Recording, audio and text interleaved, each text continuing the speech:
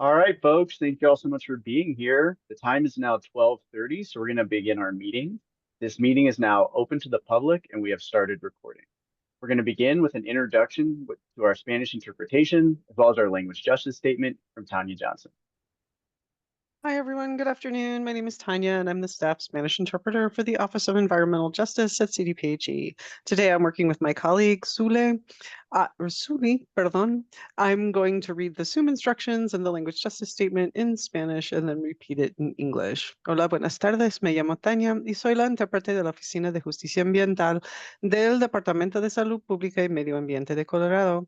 Hoy estoy trabajando con mi colega, Suli. Antes de comenzar, quiero asegurarme de que todas y todos hayan seleccionado el idioma adecuado en Zoom. Si prefieren escuchar la presentación en español, hagan clic en el globito que aparece en la parte inferior de la pantalla de la computadora y seleccionen español bajo interpretación. Si están usando un teléfono celular o una tableta, hagan clic en los tres puntos que están a la derecha donde dice More o Más y eligen el español como su idioma de preferencia. Las y los integrantes de la comunidad están invitados a hacer sus comentarios en español si así lo prefieren. Nuestra organización ha asumido el compromiso de fomentar la justicia lingüística. Invitamos a la comunidad a usar su idioma de preferencia para participar en la reunión. Les agradecemos que hablen lenta y pausadamente y que usen palabras comunes para que sea más fácil de interpretar. Here we go. Before we get started, I would like to direct everyone to the appropriate language channel on Zoom. Please click on the small globe at the bottom of your screen and select your preferred language. If you are on a tablet or phone, click the three dots to the right of your screen that says More and select your language there. During the meeting, there may be community members who choose to give their comments in Spanish. If you are not bilingual, you will need to click the English option to be able to hear the interpretation. As an organization, we are committed to language justice. We would like to invite community members to participate in the meeting using their language of preference. In order to facilitate interpretation, please speak at a conversational pace, pause often, and use commonly understood vocabulary. Thank you so much. Please go ahead. Thank you, Tanya. Language interpretation is now enabled. Board members, please make your language selection. Next, before we begin, I'm going to review some quick housekeeping items for today. Please make sure that you've joined the meeting with either your phone or computer audio. Board members are panelists and can participate by raising their hand, which can be found at the bottom of the Zoom window. If you've joined by phone, you can press *9 to raise your hand and *6 to unmute. Because this is an opportunity for board members to engage with CAA and department staff, we ask that all board members keep their cameras on. That said, feel free to turn it off if you need to step away to tend to something. Board members, please state your name and organization each time you speak. Also, if board members can make sure that their chat settings are set to everyone when they're sharing feedback, that will ensure that everyone in the meeting can see that feedback. We are recording this meeting and we will post it to the advisory board webpage, which I have just linked to in the chat. There, you can also find meeting materials for today, including a Zoom guidance document. Non-board members will have the opportunity to speak during our public comment periods. Please keep an eye on the chat window during the meeting. There may be times where we ask for you to make your request to make public comment through the chat in order to utilize our time as effectively as possible. As a reminder, these are the ground rules we have in place in order to have the most productive meeting possible and to ensure that we can hear from all advisory board members. And with that, Scott, I'll turn it over to you. Great. Thank you, Brandon and Tanya. Welcome, everyone. I like this little sly half eye of the fox here. So love the pictures. Want to welcome you all to Colorado's 50th Producer Responsibility Advisory Board meeting. We should have a celebration for that for sure. My name is Scott Cassell. I'm the CEO and founder of the Product Stewardship Institute, and I'm also the advisory board facilitator. Since this is an official advisory board meeting, we will take an electronic roll call today. So advisory board members, please put your name into the chat. I will now move on to our business meeting. The first item of business is to approve the summary for the last advisory board business meeting. I will ask you to use the hand raising function to raise your hand if you approve of the meeting summary And as always, please abstain from voting if you did not attend the meeting. First, does anyone have any feedback on the business meeting number 49, the summary from May 14th?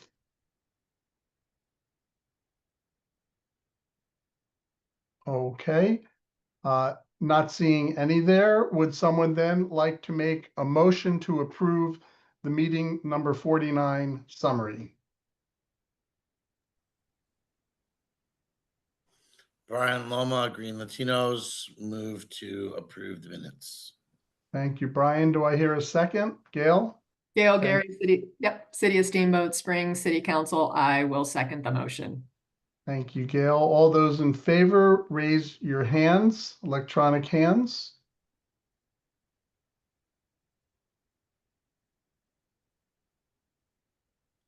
I see 8. Thank you. Those opposed, raise your hand. And those not opposed but had their hand up before, please put your hand down. Okay, anyone abstaining? Looks like Wolf, non-voting, Craig. Okay, these are approved. Thank you. All right, next I'm going to go over our agenda quickly and then we can dive into the business. So today's agenda, as you see from the slide here, we have administrative updates from CDPHE. We have a board vote on a second vice chair position, with Gail being the first vice chair, and presentations from guest speakers. There's 2 presentations on post-consumer recycled content verifications and standards. And I will now hand the mic over to Melik Gorton of CDPHE for administrative updates. Melik? Thank you, Scott.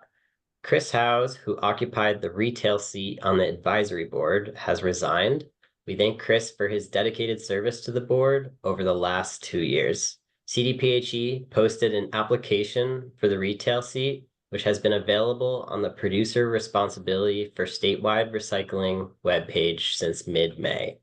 This seat must be filled by someone who represents a retail association or a retailer that is not a producer. We have not yet received any applications. The posted application will remain open until the seat is filled. Please share with any contacts that may be interested.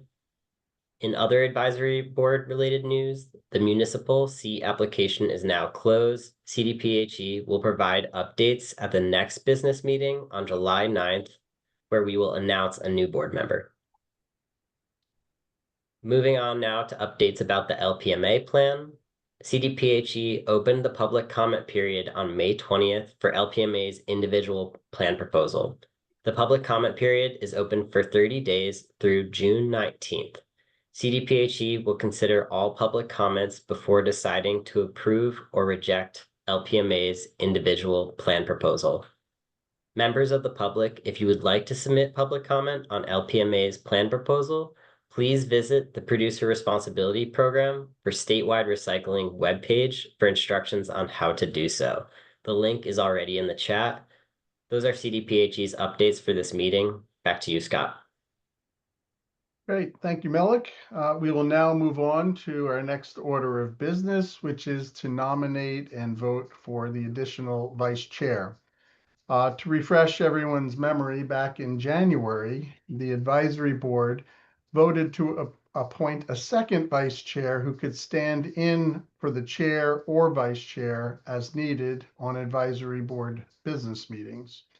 Now, this decision was made because we were entering a very important time, the plan review and approval process, which had firm deadlines that we all must meet. So the advisory board wanted to be sure that they wouldn't be in a position in which the board needed to take a vote on a business meeting that neither the chair nor the vice chair could attend to lead the vote. So at that time, if you may recall, the board voted to appoint Caroline Mitchell as the second or co-vice chair. And since then, Caroline has resigned her seat on the board. So we were back now to having one chair, Liz Chapman, and one vice chair, Gail Gary. At the May business meeting, the advisory board voted to keep the second vice chair position vacated by Caroline Mitchell, and we are looking to fill that position today. That said, since we have not received any notice of interest in the position from the board, and also because we have received confirmation that Liz is staying on as chair for the remainder of the year, we want to revisit this question and ask if it is still the desire of the board to elect a second vice chair. So our chair, Liz Chapman, will lead us in a vote first to determine if we still want to have a second vice chair. And if the board chooses to move forward, then she will take nominations and lead a second vote. So the vote for a second vice chair, if we choose to proceed, will be taken anonymously via electronic ballot. And with that, Liz, over to you. The floor is yours.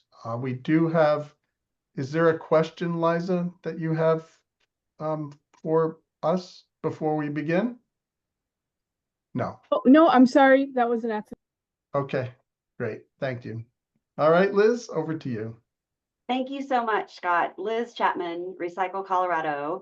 So Liza, I had wondered if you were raising your hand because you wanted to volunteer to be the second vice chair, but it appears that is not the case. Scott DeFife, go ahead. Scott DeFife, Glass Packaging.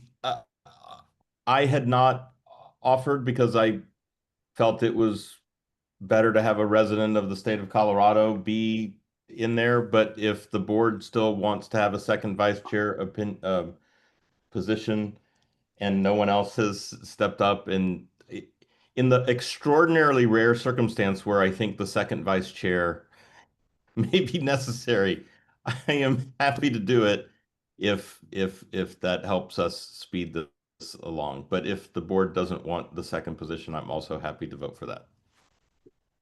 Thank you, Scott. So we have someone raising their hand, and I see in the chat that Brian is also willing to put himself in that position if no one else does.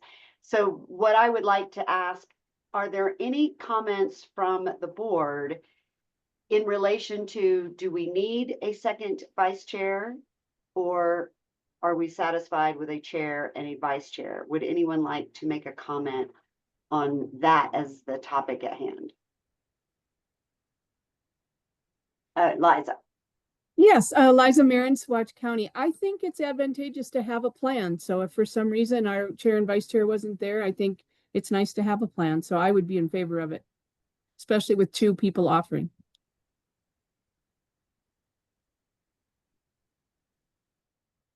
I think those are very salient points, and it's especially timely since I am going to be absent on the July 9th meeting, and Gail will be stepping in. If something unforeseen were to happen, it would be good for Gail to have a backup. Are there any other comments? It sounds like what I am hearing, and unless someone raises their hand to tell me otherwise, I am hearing from Liza's comment and the lack of other comments, the board is still in favor of electing a second vice chair. And so I'm going to pause for a moment. I see a thumbs up. I see no one jumping in. Oh, Clinton, is that a thumb? Is that like a yes? Okay. Okay. So since I seem to be accurately interpreting the board's wishes, we have Scott DeFife has offered to be on the ballot for the second vice chair. And Brian, I don't want to force you into something you don't want to do. At the same time, I want to acknowledge what you put in the chat. What I am reading is, it is unclear to me, is that a yes, please put me on the ballot? Or is that a, if no one, is that a, I would rather not, but I will if I need to? Brian Loma, Green Latinos. Thanks, Liz. I mean, I guess I didn't think about it much.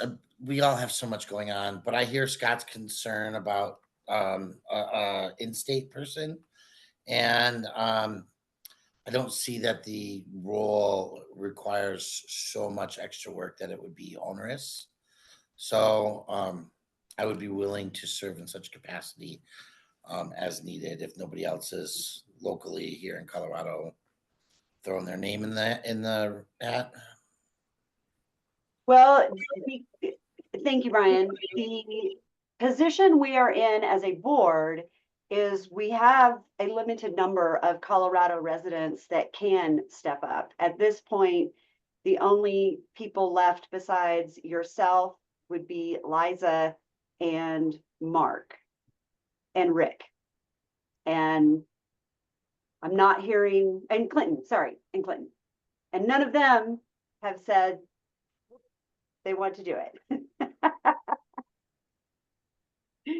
And I also, because we meet virtually, personally, I am not convinced that it is essential that the backup person be a Colorado resident. Go ahead, Rick. Rick Cater, Swordfish Consulting, representing Murphs.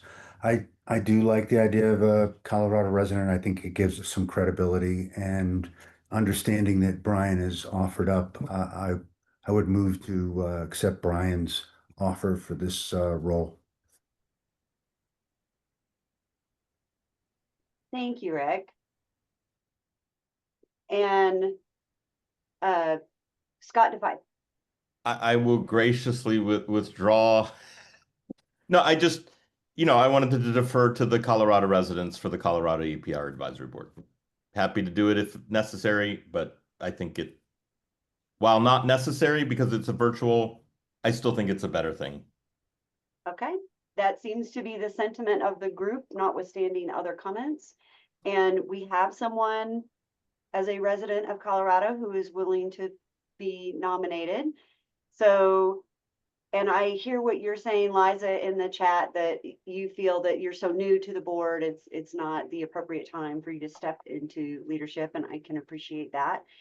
So I am holding it. Is there anyone else that is located in Colorado that would like to be up for this election? I'm not. I am seeing a lot of no hands. As you state, Brian, everybody is quite busy and reluctant to raise their hand for yet another task. But also, as you said, the ideal situation is this would be a very minimal ask because it would be the backup to the backup. So Brian, do you accept the nomination to be a second vice chair? Brian Loma, Green Latinos, I do. Okay, so with only one candidate, Melik, do we still need to do, I mean, Brandon has set us up a ballot. It seems a shame to waste his efforts, but so in terms of, do we go through with the election? That might be a good question for Becca on just process there, if we need to go through the whole election or if we could seat Brian. This is Becca with the Colorado Attorney General's office. I'd move that or recommend that the board vote to elect Brian. It's consistent with the bylaws, so. Thank you, Becca. Thank you, Melik. Okay, it appears Brandon has, oh, Scott, is that a new hand, Scott Defy? That is, I so move the proposal for Brian to serve as the second vice chair.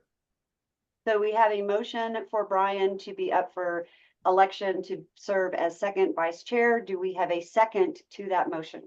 Liza? I would second that motion. Thank you. And in keeping with what Scott Cassell has started, all those in favor of the motion to nominate Brian to go through the election for the position of second chair, raise your electronic hand if you are in favor.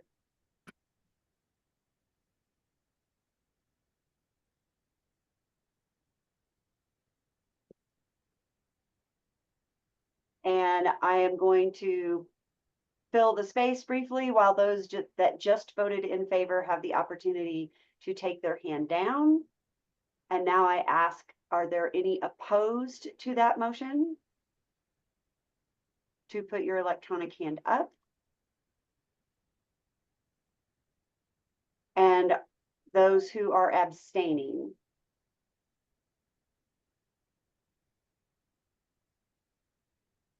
Liz, I think we're moving ahead with it Yeah. here. Brian asked a question, whether or not the form that was sent out, I did mention in the beginning that the vote would be taken anonymously.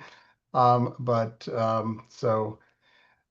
you want to do that, give people a chance to anonymously after they've Well, we, anonymously did it. no. What we were just voting on was the motion to put him on the ballot.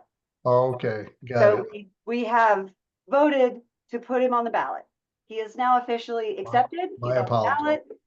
ballot. Brandon put a form that those of you attending virtually will not be able to see because the form is intended specifically for the advisory board members to do as Scott just described. And we will now have an anonymous vote about Brian's position as second vice chair. And so if the audience will give us a couple of moments to do our vote.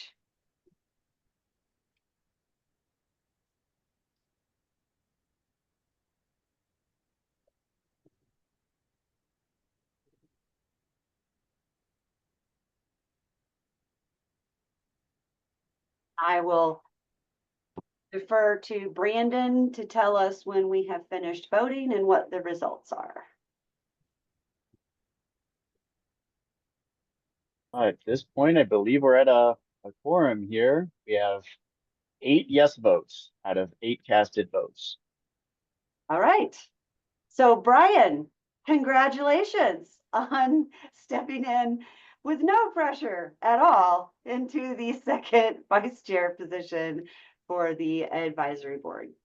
Thank you for being willing to serve, Scott DeFi. Thank you for the discussion, board members, about wanting to make sure that the leadership positions on this board are reflective of Colorado residents. And with that, I believe I turn it back over to you, Scott. Great, thank you, Liz. And thank you, board, for moving through that so quickly. That concludes the board business portion of our agenda. And now for our next agenda item, we're going to hear presentations from 2 organizations that have established PCR certification standards. The first has the acronym ISCC, which stands for International Sustainability and Carbon Certification. And the second presentation will be by RMS, which stands for Recycled Material Standard by Green Blue, the organization. Both organizations have established standards by which PCR content can be measured and certified. Each organization will describe their certification standard and how it excludes fuel from calculations of PCR content. We will first hear from ISCC, which will present for about 30 minutes, followed by about 18 minutes for board questions, and then we will go to public comment. After that, we will then take a short break, and when we return, we'll do the same thing with the second presenter. RMS will present for 30 minutes, followed by another 18 minutes of your questions and comments. And then we will again take public comment.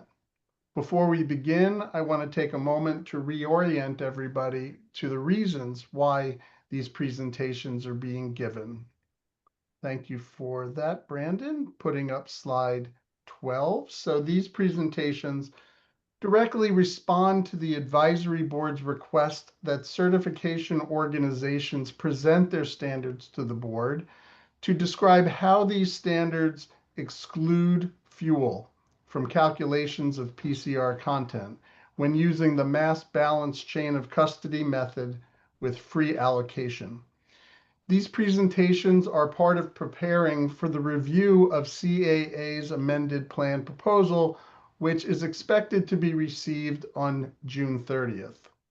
The advisory board will meet to discuss the amended program plan on July 9th during our regular business meeting, as well as on workgroup meetings on July 16th and July 23rd, and if needed, on July 30th. So the board will have at least 3 meetings and with an optional 4th meeting to review the amended program plan. And at the August 13th business meeting, the board will vote to finalize its recommendation memo.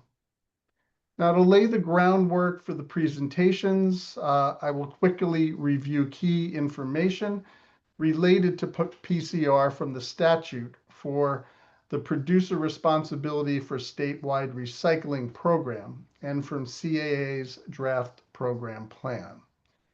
So first, the statute requires that CAA, and you can read it here, describe how the organization will verify minimum post-consumer recycled content rates and how post-consumer recycled content rates will be calculated using weight and other metrics. In CAA's draft program plan, they proposed allowing producers to verify PCR content via established certification standards using any of 4 chain of custody methods that are described in ISO 22095. And those are listed here, as you see on the slide: segregated, controlled blending, mass balance rolling average, and 4th, mass balance with any of the following allocation methods: proportional, polymer only, and free allocation. CAA's draft plan also stated that any standard used would have to exclude fuel from PCR certifications. CAA's plan uses the definition of PCR content defined in ISO 14021, which excludes fuel from PCR calculations. Now, during the advisory board's discussion of PCR verification standards, 2 key questions were raised, which are the basis for today's presentations. 1, can fuel be verifiably excluded from PCR when using free allocation with mass balance chain of custody? And 2, how is fuel verifiably excluded from PCR certifications and claims? Now, in its plan proposal feedback memo submitted in April, the advisory board requested that CAA have third-party certification bodies present to the advisory board to demonstrate how their standard verifiably excludes fuel in situations where mass balance with free allocation is used as the chain of custody method. So today's presenters will show how their standards verify PCR content with fuel exclusion. Those standards are used by third-party auditors to verify the PCR content of producers, as well as PCR content along the supply chain. So with that, I would like to hand the mic over to Jiwon Sung and Burke Biyukbash of ISCC for our first presentation. And Brandon's going to enable them to share their slides. Did I see a hand up? No. Okay. So with that, let me turn it over to you, Jiwon and Burke. Before that, Brian, did you raise your hand? Sorry. Sorry, yes, I did. Brian Loma, Green Latinos. I would like to just make a point of clarity as well. In our discussions, we wanted to make sure that any chemicals that were produced through chemical pyrolysis, or whatever the process is of AR, advanced recycling, we'd like to make sure that we're getting the information on how we're ensuring the tracking of the byproducts so that we are ensured that they are being used to make new plastics and not going to fuel or other uses. So I just want to make that clarity. Thank you. Thank you very much. Thank you, Brian. Anything else before we begin? Okay. Juan and Burke, over to you. Great. Thank you, Scott. And thanks everybody for having us today in the call. Short introduction of myself. So I'm Ji-won. I'm leading the ICC Plus team and heavily involved in the entire development of the ICC Plus system. So we prepared, let's say, 3 sections. The first one being, what is ICC? And what do we cover under ICC? And second being the different chain of custody options.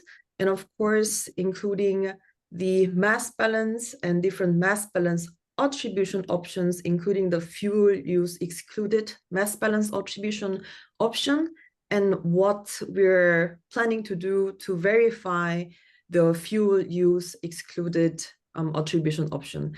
And lastly, about the claims and different regulatory development that is happening in the world. So next slide, please. As Scott already introduced us, so we are a globally leading certification system offering different solutions to address sustainability requirements for all types of sustainable feedstocks and markets. Some numbers you can see here. So we are based in Cologne, Germany, but we are operating in a global scale. So more than 130 total countries. We have, as of now, more than 14,000 valid certificates. And we talk about, when we talk about the ICC Plus system, as of now, we have more than 5,800 plus certificates valid. And ICC is an association that develops the certification standard, meaning that we are not the one who go on site and audit the compliance with the ICC standards. That is taken care of by our cooperating certification bodies, so third-party verification organization. And we have, as of now, 68 cooperating certification bodies covering all around the world. And we do have a separate requirements for them as well. However, the auditors must be trained by ICC and also have to, let's say, pass certain tests. And for that, we have more than 1,900 auditors that are capable of conducting ICC audits. And we have already conducted hundreds of trainings for the auditors as well, and also for the system users. Next slide, please. And most importantly, ICC is an association. So we are developing standards by having a multi-stakeholder dialogue. So we are not the one just sitting behind a computer and making the standards ourselves, but we have a very high emphasis on multi-stakeholder dialogue when it comes to the development of our standards. And ICC, as an association, we have 323 members as of now. So businesses and industries are part of them, but also NGOs and governmental organizations, and also including research and academia representatives as well. So under ICC, we do have different certification systems. Today, certainly, we're going to talk about the ICC Plus, where we cover all the alternative feedstocks and sustainable feedstocks throughout the entire value chain. But I wanted to also introduce the ICC EU, for instance, because of the fact that the mass balance is not, it's not, let's say, new in certain industries. For instance, under the European Commission, the Renewable Energy Directive for the biofuels, mass balance is already accepted as a methodology to verify the biofuel content. And those who are going to deal with the biofuels must be also certified. So we also see a similar path in different regions where they want to, let's say, use the certificate scheme as a tool to verify mass balance. And for that, we also are looking into the ICC Plus, and also for today, the topic is how ICC Plus can verify the mass balance and especially the fuel use excluded attribution option. Next slide, please. So brief overview of ICC Plus and also in a nutshell. So we do cover broad raw materials and therefore final market coverage as well. We offer not only mass balance, but also different chain of custody options. We do cover chemical and also mechanical recycling routes. And the certification must also be established for the entire supply chain. And at the end, the brand owners then can make a credible claim using the ICC logo. Next slide, please. Yes. So this is some numbers again here. We've seen an incredible growth for the ICC Plus system for the several years and lots of interest from the market. And as of now, we also have, as you can see, 589 certificates, valid certificates in the United States. And majority of these valid certificates are also coming from recycled industries and majority of them are also covering the plastics and packaging industries as well. And all the ICC certificates can be found on the web page, the valid ones, the previous ones, withdrawal ones, and fake certificates, and even the, let's say, blacklisted system users, and list of different types of scopes, also the location of the certificate site, and who have conducted the audit as well. So as ICC, like I said before, we do cover broad raw material categories. So we do have a separate list of eligible materials under ICC Plus, and we categorize them into 4 different categories. The first one is being the bio, so everything that is coming from the farm and plantation. Second one being the biocircular, so waste and residue that has the characteristics of the bio, for instance, used cooking oil. Third one being the circular, which is the most relevant raw material category for today. Here we're covering the plastic wastes. And the fourth one being the renewable energy derived. So by covering all these different sort of raw materials at the end with ICC Plus, many companies and brand owners cover very big industries and different markets as well. So that was a brief intro of ICC Plus system and what we cover. And from here onwards, my colleague Beck will go a bit more diving into the different chain of custody options, including the mass balance. Thank you, Jiwon. And also thank you, Scott, for the intro. So my name is Berk Bugbash. I'm working with ISCC on the topics of traceability and chain of custody in particular. So we will go into the details of how ISCC ensures traceability and what are the available chain of custody options. And especially under the chain of custody option of mass balance, we will go into further details. So first of all, we just wanted to show a brief example of how an ISCC Plus supply chain example would look like. Of course, this is probably quite simple compared to the existing models, but this is just to show how we cover the entire supply chain. So from the extraction or origin of the material, we cover up until the point that the product hits the market. And to ensure that material is traceable, we have end-to-end certification in place. So for the materials origin, which could be for waste materials, it can be circular or biocircular, we have something called a point of origin. Or for biogenic feedstocks, we have farms and plantations. They can be either individually certified or most common cases are that they are covered as a group under the scope of first gathering point or collecting point. In this case, it's only for farms of plantation or point of origin. An individual certification is not mandatory. They can be covered under the certificate of first gathering point or collecting point, and then the traceability documentation in this case would be a self-declaration stating what kind of material they are forwarding to their collecting point, and also it ensures that we can go on site for the audits. So for points of origin or farms or plantations, we do not have a mandatory audit for all sites, but they are being audited based on a sample.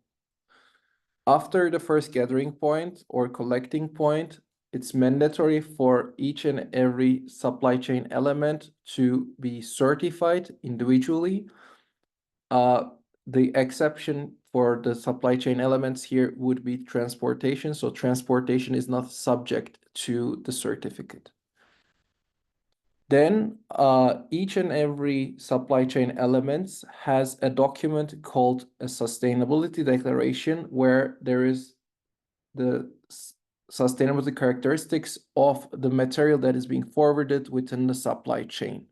So it also gives information about the amounts, but also about the sustainability characteristic, what kind of material that is, and whether it's a PCR or PIR, or let's say if it's chemically recycled or mechanically recycled, or let's say if there is another type of recycling operation that has been done.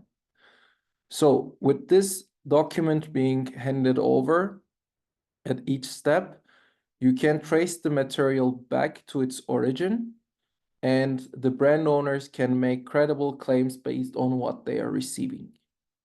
So this is a very basic look into the supply chain example. And as Jivon will explain at the later stages, we have a licensing scheme for the brand owners to communicate. Going into the chain of custody options, so we have 3 chain of custody options. First one would be physical segregation.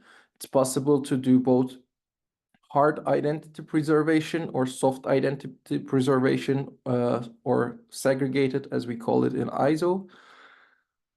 We have the controlled blending option, which is the first option for the mixture of certified and non-certified material, and then we have the mass balance.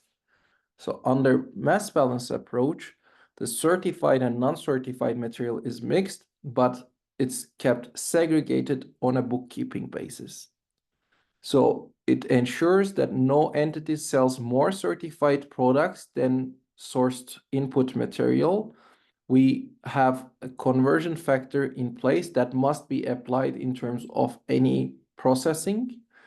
And the most important aspect of the mass balance is that it needs to follow the physical flow of the sustainable material. So it's not like a book and claim system where the credit is not connected with the physical material, but there is a physical relation with the credit and the physical material.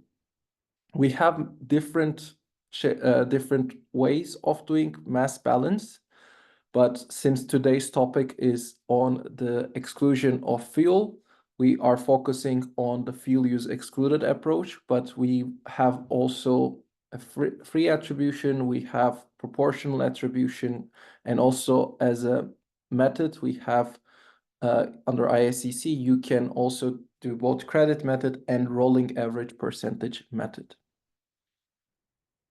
So going into the example of from waste to recycled quantity, when we only exclude the losses, there is a certain amount of losses, of course, happening, but with the definition of the recycling, meaning that it needs to be converted into products, materials, or substances, the losses would be higher, meaning that from the same quantity of waste, you would need to exclude the fuel use materials and then of course the losses. Hence, you will end up with less recycled quantity than comparison to having more free attribution of not excluding fuels. So how can we ensure that fuel is excluded? Right before we started, we had a quite important question in place, so I will also address that in this slide. We have, again, here in this case, the point of origin. There can be multiple points of origin covered under a collecting point scope. So that material is being forwarded, the waste material is being forwarded to the collecting point with a self-declaration, and then collecting point sends the material with a sustainability declaration to a processing unit. This processing unit will have multiple outputs that could be going into fuel and non-fuel purposes. So, and of course it has losses. So losses are rather easy and direct in one site that can be determined. However, for the outputs, we check for proof of the material use. This is irrelevant of where the credits has been attributed, because the credits can be attributed within product use only if it's ensured that this is done based on the proof that the outputs are used for material purposes. So even if it's not attributed, we check the proof of material use. Otherwise, we exclude that products that cannot be proven to be used for material purposes as fuel. So this will be deducted from the amount of available credits being forwarded. Again, in the next supply chain element, we forward a sustainable declaration with the corresponding amount of material that is proven to be used for material purposes. And in the next one, again, we use the same approach. So by excluding step by step, both the losses and the fuel use parts, based on the actual proof that of the material use, we end up with a certain amount that is then being forwarded into polymerization plant, where we have a polymer, and then from that polymer, we produce a packaging. And the reporting part usually happens in the final producing part, which is the, let's say, responsible party for putting the final product into the market to ensure that it has been reported correctly for correct market. But as you can see, you can trace back the material. We are following the material towards throughout the supply chain, and the exclusion of fuel based on the proof of material use for both the attributed material and where the credits are attributed from. So for both materials, we will have the proof of material use. I hope that was a clear explanation on a very high level, but we would be happy to receive if you have any questions, and I will leave it back to G1 again with this one. Thank you, Beck. I just wanted to quickly show you the different developments of the legislative era in the different regions and the countries. Beck, I think we have one more slide, or the red box that is missing. But anyway, yeah, exactly. So the reason why we also started to discuss and develop the fuel use excluded mass balance attribution option is that, I mean, since we're also based in Germany, in Europe, the European Commission and in general the EU, they also have a recycle target. And now what is also heavily discussed is the acceptance of the mass balance. And if so, then what attribution options should be selected? And for that, we are almost sure that the fuel use excluded mass balance option will be opt for for the recycled plastic content. We believe that the rest of the member states of the Europe will follow by then. That being said, I mean, UK is no longer in EU, but we also have a separate discussion with the UK authorities on their plastic packaging tax, and they're also looking into the acceptance of the mass balance, and also under the fuel use excluded mass balance attribution option. So these are some of the examples of the countries that ICC are having a multiple dialogues with the policymakers and the regulators, and especially as of now with the European Commission with the actual methodology and calculation of the fuel use excluded mass balance attribution option is ongoing, and we're expecting to hopefully have the final draft ready by end of this year.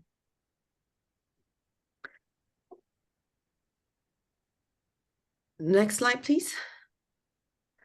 Yes, so the last part is regarding the ICC Plus logos and claims and licensing, because at the end of the day, the brand owners, they would very much like to communicate and claim their effort on supporting the circular economy. And ICC licensing is basically about, with the certificate system in place on the final product, the brand owners can utilize it to have a credible claim on the final finished goods. So basically, it also helps the brand owners to communicate further to their consumers on their effort, and then the consumers can decide on their responsible purchase choices at the end of the day. And we are also working with the brand owners what linguistic or the claims or the communication would be best to communicate to the market. Next slide, please. And for that, licensing system is also developing and a lot. So as of now, we have roughly around 70,000 certified products on the market, and we're also working with Amazon, especially on the Climate Pledge Friendly program in multiple countries, including the United States, of course. And these are some of the selections of the current valid licensees overview. As you can see, we have quite a big portfolio as of now. Next slide, please. But what is also important with this logo and claim is that at the end of the day, it will also get regulated because of the, you know, the risk of the greenwashing, and consumers, they must and shall be empowered to make better informed choices. So for instance, in European Commission, they're having this couple of directives, green claims directives, and also empowering consumers directive, basically having a set of regulations of when the brand owners is communicating that they're supporting circular economy, how they should do it. And it also describes that the third-party verified certificate system can be also helpful when it comes to the claims and communication. So that's all from our side. I hope you're in time. And back to you, Scott. Thank you, Jiwan and Burke.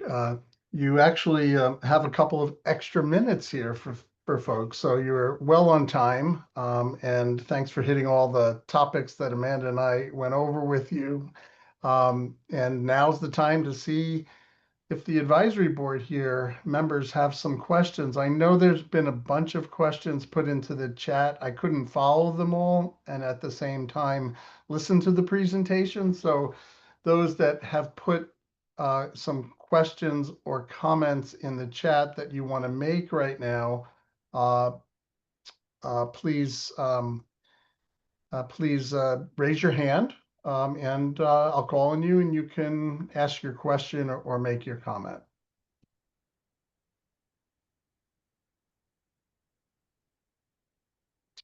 Brian.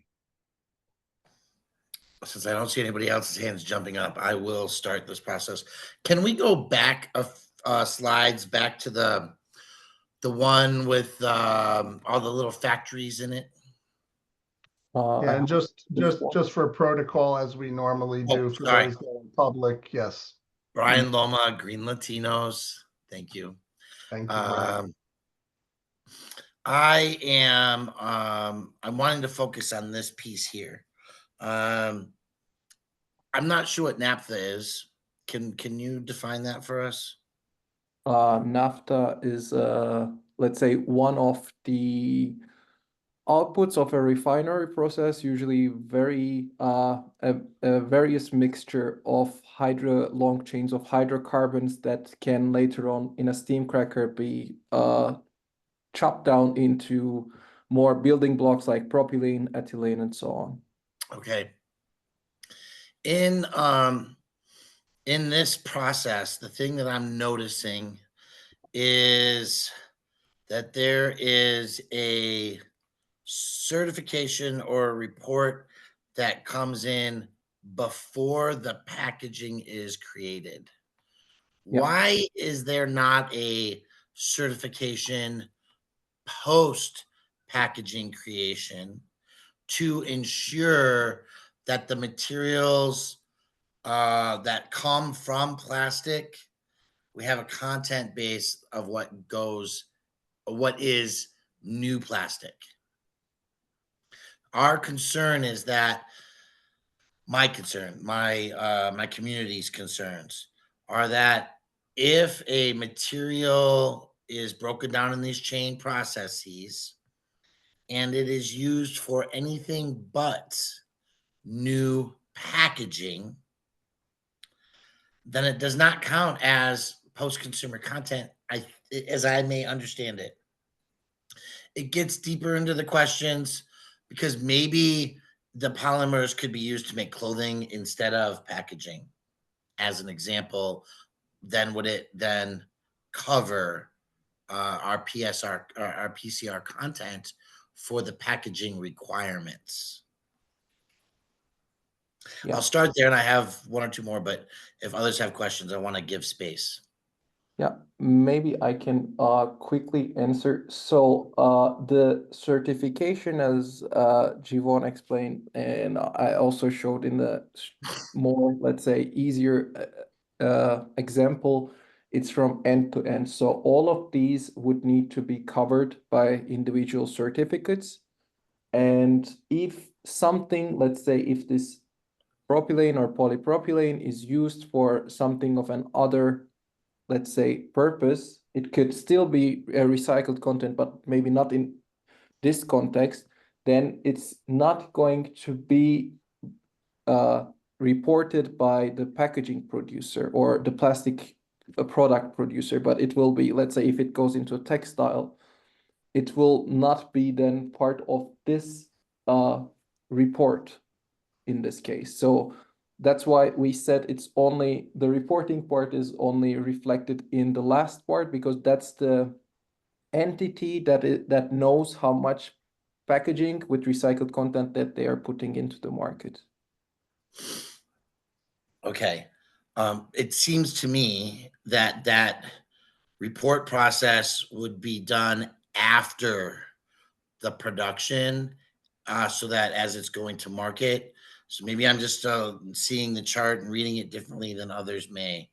But that is the point that I want to ensure, is that the certification that you have requires that for it to be reported as PCR content from packaging to new packaging, it is traced to the manufacturing of the new plastic packaging. Yeah, so yes, the idea would be to be able to follow that closed loop, so to say, because it's from packaging to packaging. And then you follow the whole production process of the material that is being recycled and then turned into a new packaging. And then within the new packaging, the amount of recycled content is what we put here as the reporting part. But reporting part also depends on the, let's say, what is to be reported and how it's reflected into the legislation. Okay. So with that, I asked in the chat about what other entities use mass balance. And I saw that paper and glass are accounting for that. But I'm more concerned about the free allocation portion. And I think that there's two aspects of the free allocation. One of them, obviously, is that when the manufacturer is saying, this is got 100% or 30% post-consumer based on a free allocation, meaning that like of all the plastic, maybe only 30% this one manufacturer gets the credit coming out of that factory, but the other uses don't get that. You understand what I'm saying? You seem to be nodding your head. Can you explain to us as board members and the community watching how your certification ensures that the materials that have a post-consumer content on it are carrying that into the new packaging so that there's not alternative, like some packages get it and some don't get it, but it all comes out of the same plastic batch? Yeah, so I think I get the concern, but the idea is that you would need to then reflect this recycled content to all the batches that is going out. And this is also a part of the free attribution, so to say, because then with free attribution, you can limit the batches that you're sending out with the PCR content. So this is again something that would need to be reflected in a sense that this is because it's also a bit of a free market discussion that if somebody is willing to pay for the material with the recycled content, they would maybe they would get those batches that are reflected in there. So the certification is to ensure that the correct amounts are traced, that the materials or the batches with the PCR content is actually traced back, but there is with the free attribution, there is no way of guaranteeing that every batch will have the same with the free attribution method, let's say. So that would be something that depends on the system user or the certified company, let's say in here, if all the propylene is having a certain amount of PCR reflected that is going out, or are they being more condensed into certain batches? I see there's at least one other hand, so I'm going to pause for a minute, let somebody else ask questions. Thank you, Brian, for being so considerate. Appreciate that. We have Rick and then Gail. Rick? Yeah, Rick Hader, Swordfish Consulting, Murphs.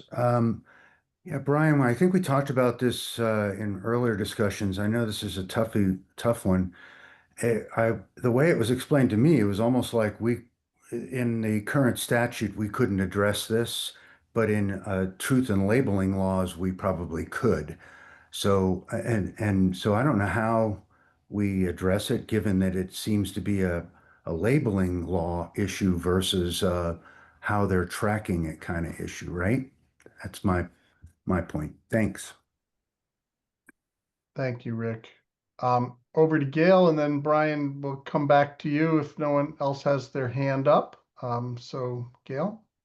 Yes, Gail Gary, City of Steamboat Springs. I have two questions.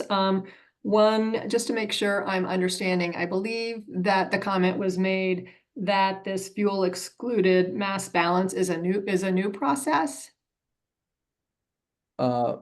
within the SUPD context, I think G1 mentioned that, if that's what you were referring to, and then the methodology of how to account or how to count the recycled content under SUPD is still under development. Yes. Okay. All right. Thank you. And then I think back up in the a couple of the beginning slides as well. I think there was a comment about current cooperating certification bodies and the fact that there are 68. What is a cooperating certification body? Maybe G1, you can. Perhaps I can add my answer to your first question. So this fuel use excluded mass balance option is not new for us, but it's now getting regulated. That's new. It has been done in the industry, right? Also along with the free attribution. So the industry is ahead. Like ICC could already cover this.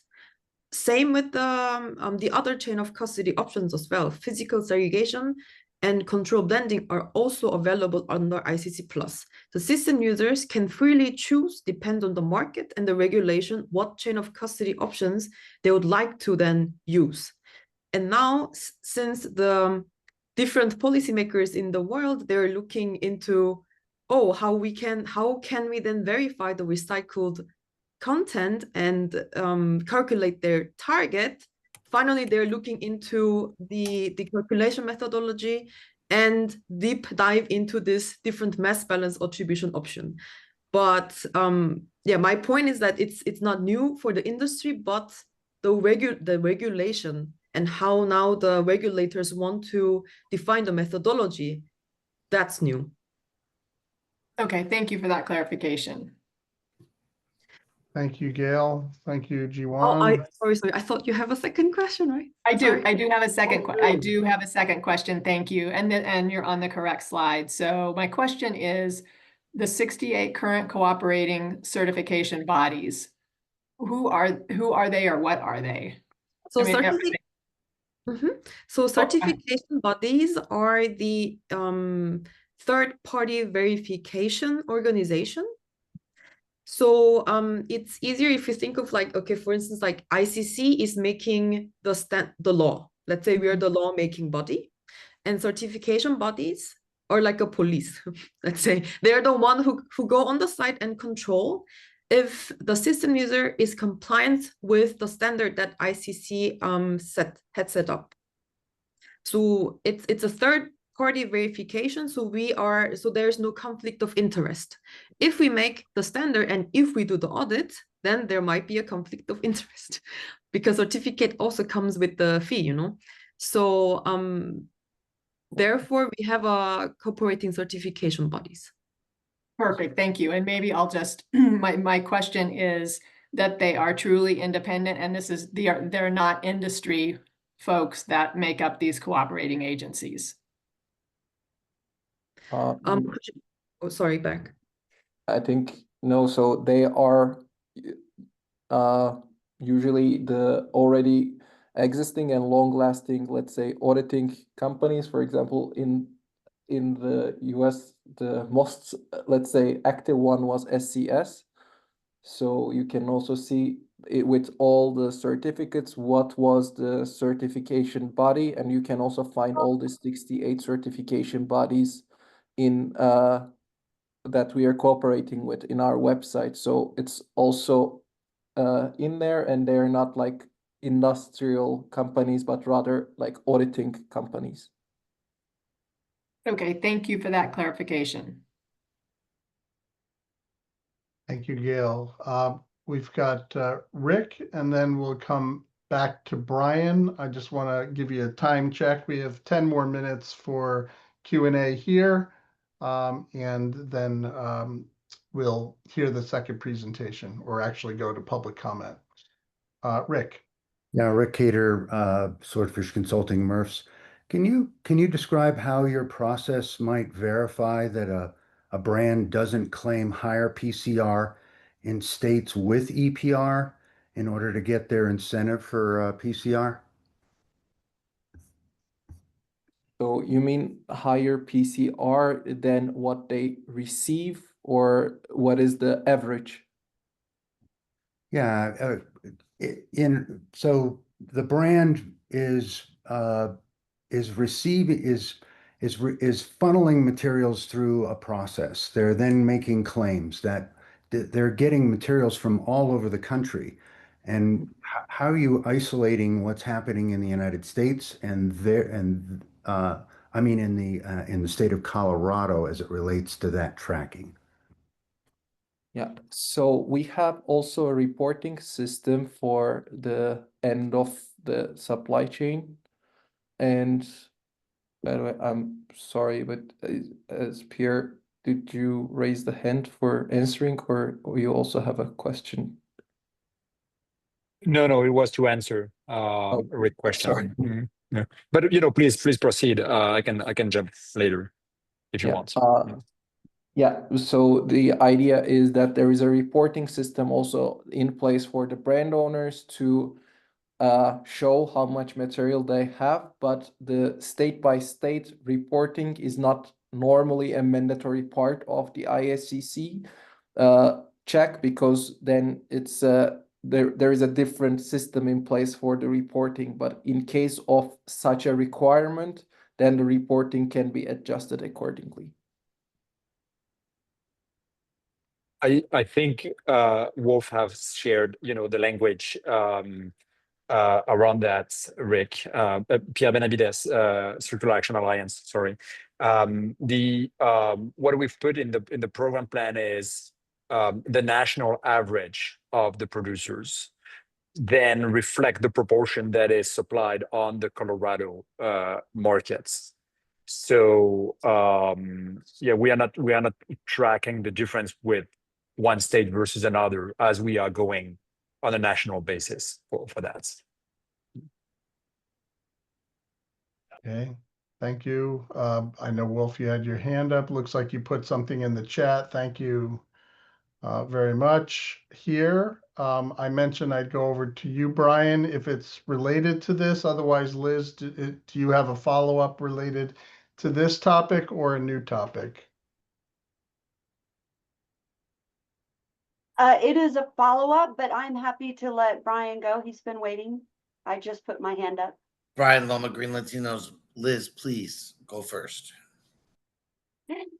So, Liz Chapman, Recycle Colorado. I am hearing two different things, and so this is probably a question for our legal counsel, Becca.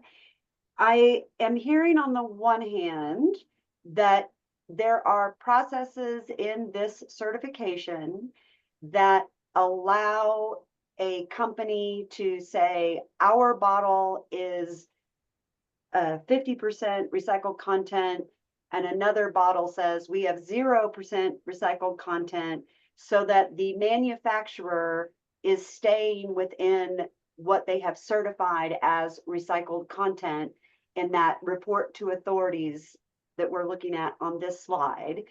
What I am hearing is this certification does allow that within the free market, once you've certified you have X amount of recycled content, you can allocate that as suits your customers. And it does not necessarily reflect this bottle has a specific recycled content amount.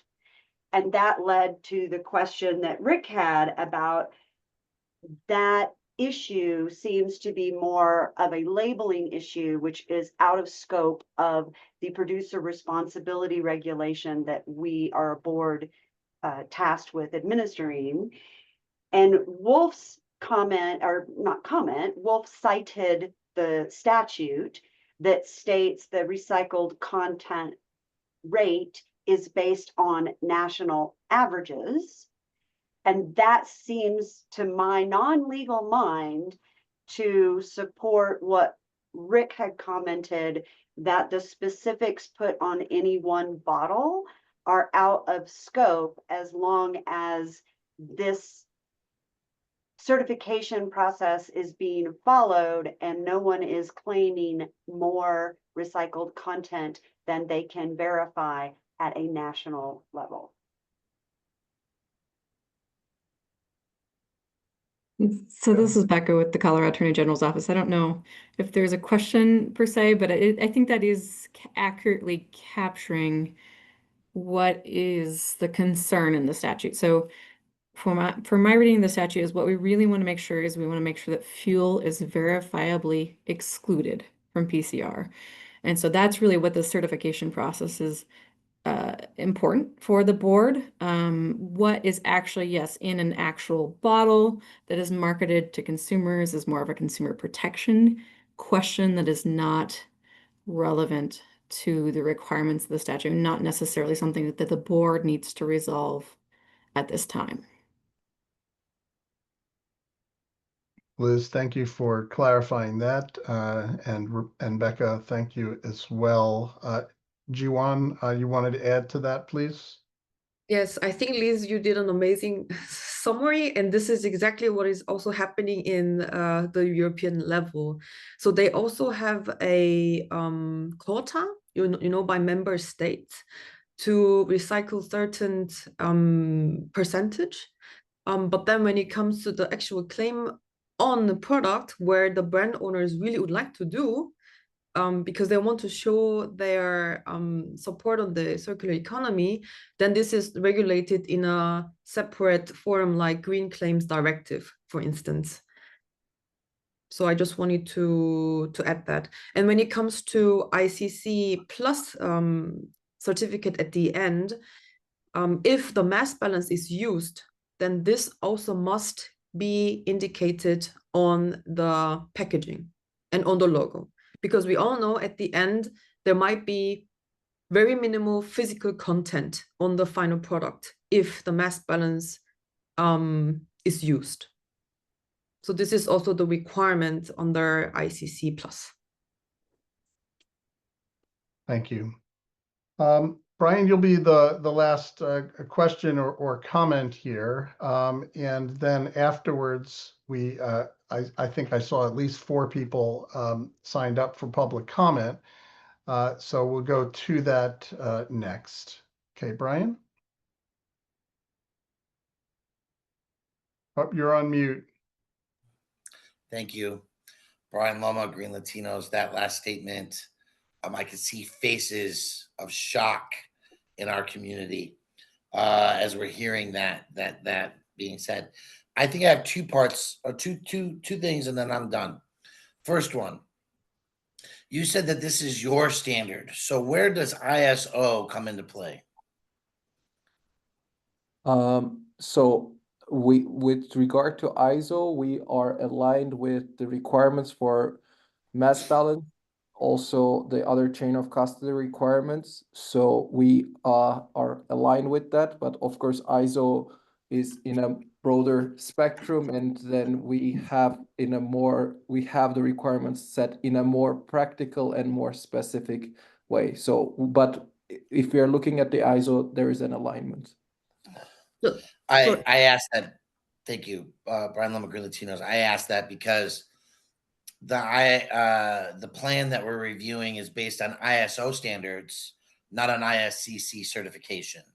And so the entity that's proposing is using the standards of ISO, not a certification company. So I'm just going to note that for my fellow board members. My last question, and I promise it is, when a plastic waste goes through this chain and the chemicals that are processed out of the plastic materials are sent for other non-packaging uses. It could be creating clothes. It could be used for making other plastics that are not packaging covered under the EPR regulations, or they could be chemicals that are going into fuel production or other items. Our EPR plan is funded to ensure that the plastic waste goes back into packaging. How does plastic waste collected under an EPR plan that does not end up in new packaging get tracked or reported so that the agency overseeing the entirety of this would be notified that plastic packaging went to other uses. Before I answer, do you want to make any comments? Yes, I just wanted to answer or add my answer to the first question regarding the ISO. We are aligned with ISO, and in our standards, we're also referring to ISO. The issue with ISO now is there's no mass balance specific requirements. It's getting drafted right now. So we also are involved in this, and as of now, we are fully aligned. I just wanted to add that. Sorry, back to you. Yeah. So to quickly answer, because I see that Scott is sort of looking at the time. So the idea is that the proof of material use refers to any kind of material use that is not fuel. So with the fuel use excluded, you exclude the share of material that is ending up in fuel, and then you also exclude the losses that is due to, let's say, the efficiency of the process.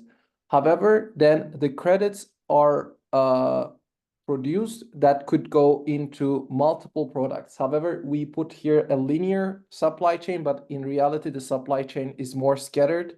That product can go up to different use, but the fuel use definition, fuel use excluded definition is as long as it's ending up in a product, you can keep those credits and then assign them into propane or other kind of, let's say, building blocks. So with this method, you will see what is excluded is fuels, but not the other use, other material use of this case. Okay. So that's something I think I can say. So I'm hesitant to keep going here because I want to make sure that the other company has a chance to present. However, after they present, we have allocated time there to come back to additional questions that you have for this company here and have a broader discussion. So I think at this point, what we'll do, if Brian, you still have your hand up, maybe a question, and Rick, you have yours. If you can hold that question for afterwards and come back with that, I'd appreciate that. Rick, good? Okay, thank you. So with that, I'd like to go, Brandon, to public comment. And if you can lead that, please. Yep, absolutely. Thank you, Scott. So members of the public, we are now at the public comment section for ISCC's presentation on PCR content standards and verification. We do already have our 3 public commenters in the queue, and we're going to call on them in the order that we received those requests. As a reminder, since we do have limited time, we're going to allow each participant 2 minutes to speak, and those participants who go over will be muted. And with that, our first commenter is Dustin Mays. Dustin, please unmute, say your affiliation, and provide feedback. Can you hear me? We can hear you. So I just have a quick question. I've been to a few of these meetings, and this program's coming up pretty quick. And I'm trying to find out when the haulers are going to be included here so we can figure out what to do ahead of time. Because, I mean, it appears to me we have about 9 months out or less, and things are moving pretty quick. And we're the guys that are going to haul it to you guys.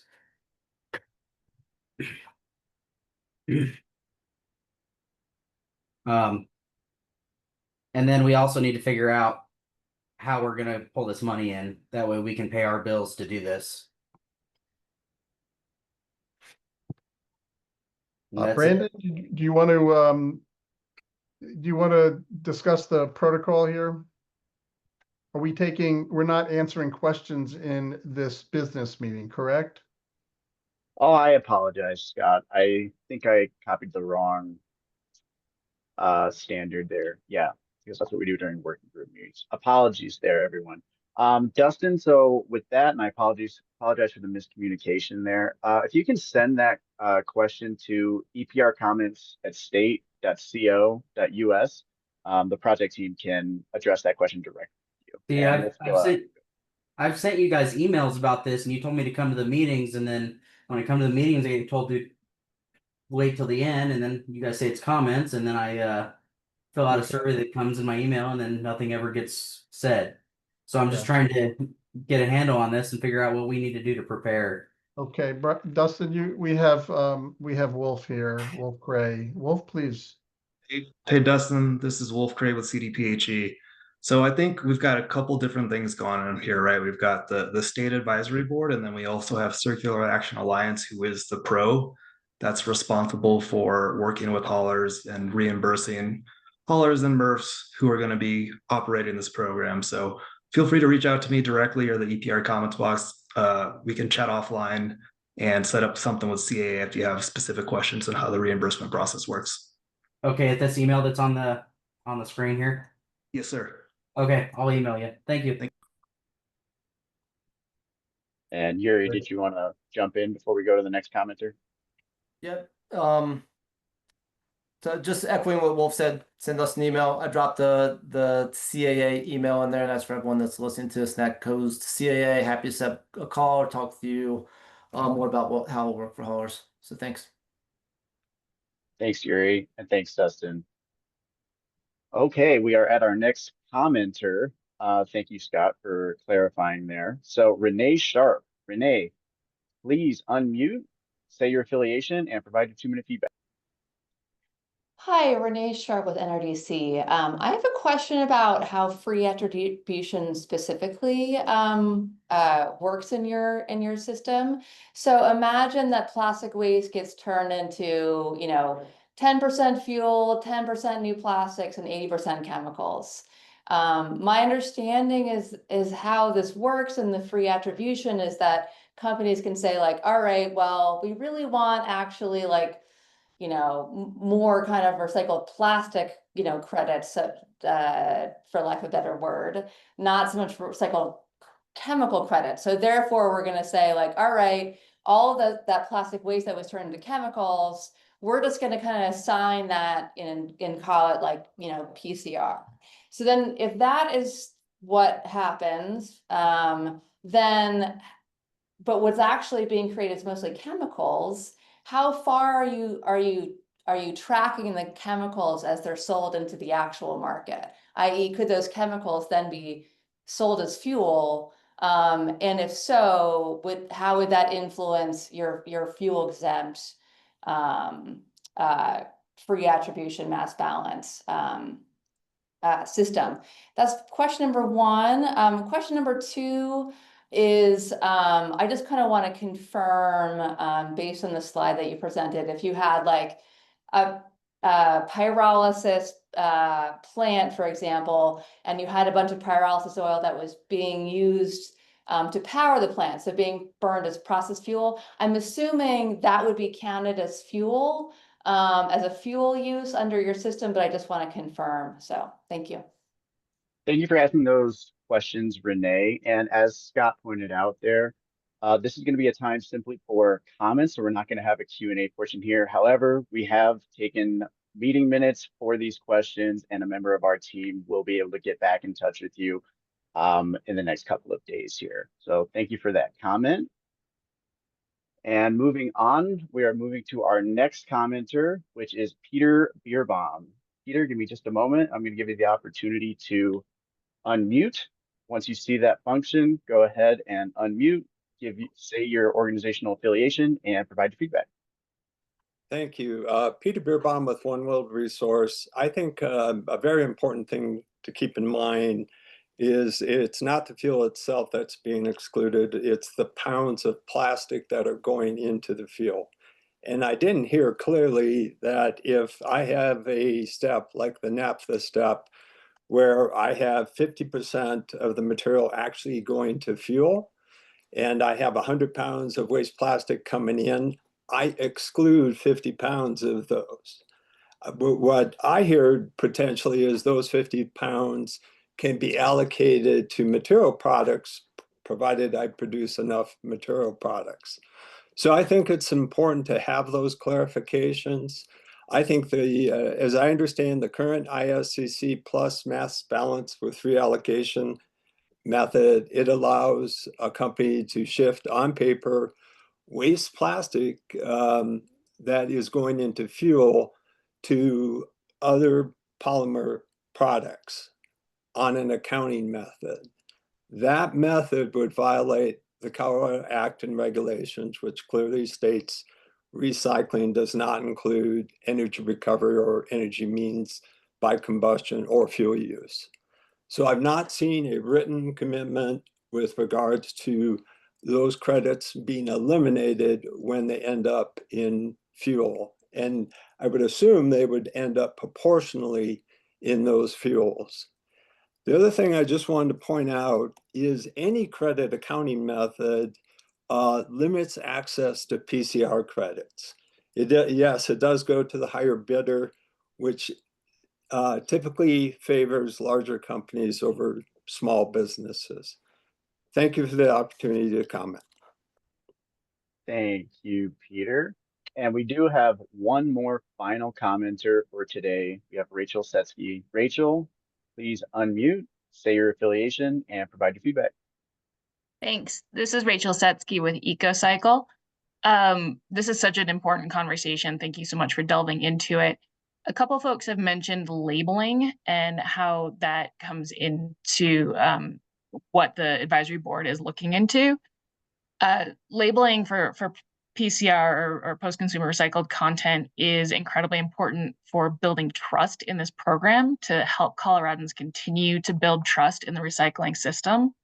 From a legal standpoint and statutory standpoint, I believe it is actually relevant to what the advisory board is looking into, because as producers are allowed to claim higher PCR content and then get eco-modulated bonuses or get dues reductions because of having higher PCR content, we need to make sure that we are actually that we do have a very certifiable way to see that that content is accurately reported state to state. I appreciate the national average, that's helpful.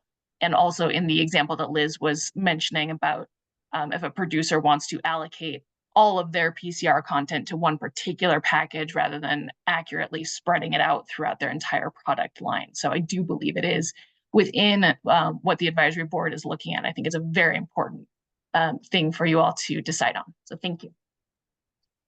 Thank you, Rachel. And thank you to all members of the public who participated here. We really do appreciate all of the feedback that we get. We will be compiling all of those comments received, and we will include them with the meeting summary, and we will respond as needed. As a reminder, you can always submit public comment or ask a question at any time by sending them to the email address found on your screen, which is eprcomments@state.co.us. And Scott, I know that we normally would throw it back to you, but I think we're going right into a break. So if you're okay with it, I'm just gonna chug ahead here. Sounds good, Brandon. Go ahead. All right, folks. Well, we are at our 5-minute break. So board members, please be mindful of the time and return promptly. And we'll see everybody back here in 5 minutes.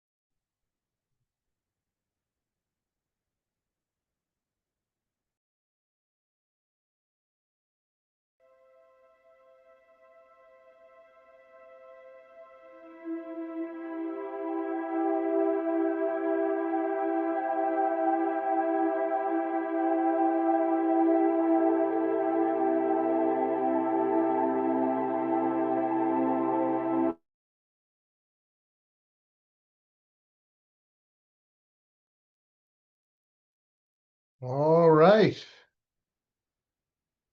So welcome back, everyone. Laura, thank you for putting the little teaser here into the chat that your presentation will help to clarify several of the issues that were just put forth in the questions. So I'm sure everyone is going to be back here glued to your presentation. So I will turn it over to you, Laura Thompson of Green Blue, for a presentation about the RMS PCR certification standard. Laura? Super. Thank you, Scott. As indicated, I am Laura Thompson from Green Blue. We can go to the next slide. Just going to say a little bit about Green Blue. We are a 501c3 environmental nonprofit. Not too many people know us as Green Blue. Many people know the organization through our programs, which include the Sustainable Packaging Coalition, the National Labeling Program for Recycling Instructions, How to Recycle. We are here today to talk about the Recycled Material Standard. And in my role, I helped to lead the development of the Recycled Material Standard, and I also work with our Navigate program. I've heard a lot of questions about labeling, and I just wanted to mention that we recently completed some consumer research on recycled content claims. Those results are currently embargoed for another few weeks, but we will be sharing those results. And I think there's some surprising things that came out of it and some not so surprising things. But suffice it to say, there's a lot of consumer confusion around labels and labeling, which I think you're all aware of. So more to come on recycled content claims. Today, we are here for the very specific topic of free allocation and fuel exclusion. I will cover some of these basic issues, and I know my slides actually speak directly to some of the questions that were asked, like what is naphtha? So without further ado, I'll jump in to start talking about what the RMS is, how we got here, and how we deal with the fuel exclusion. Next slide, please. So we are, in the grand scheme of things, a relatively new standard. And you'll see I say RMS for short, but RMS stands for the Recycled Materials Standard. This is a voluntary standard. It was not based on compliance, although we know that it can help serve compliance if we align with the requirements of a piece of law.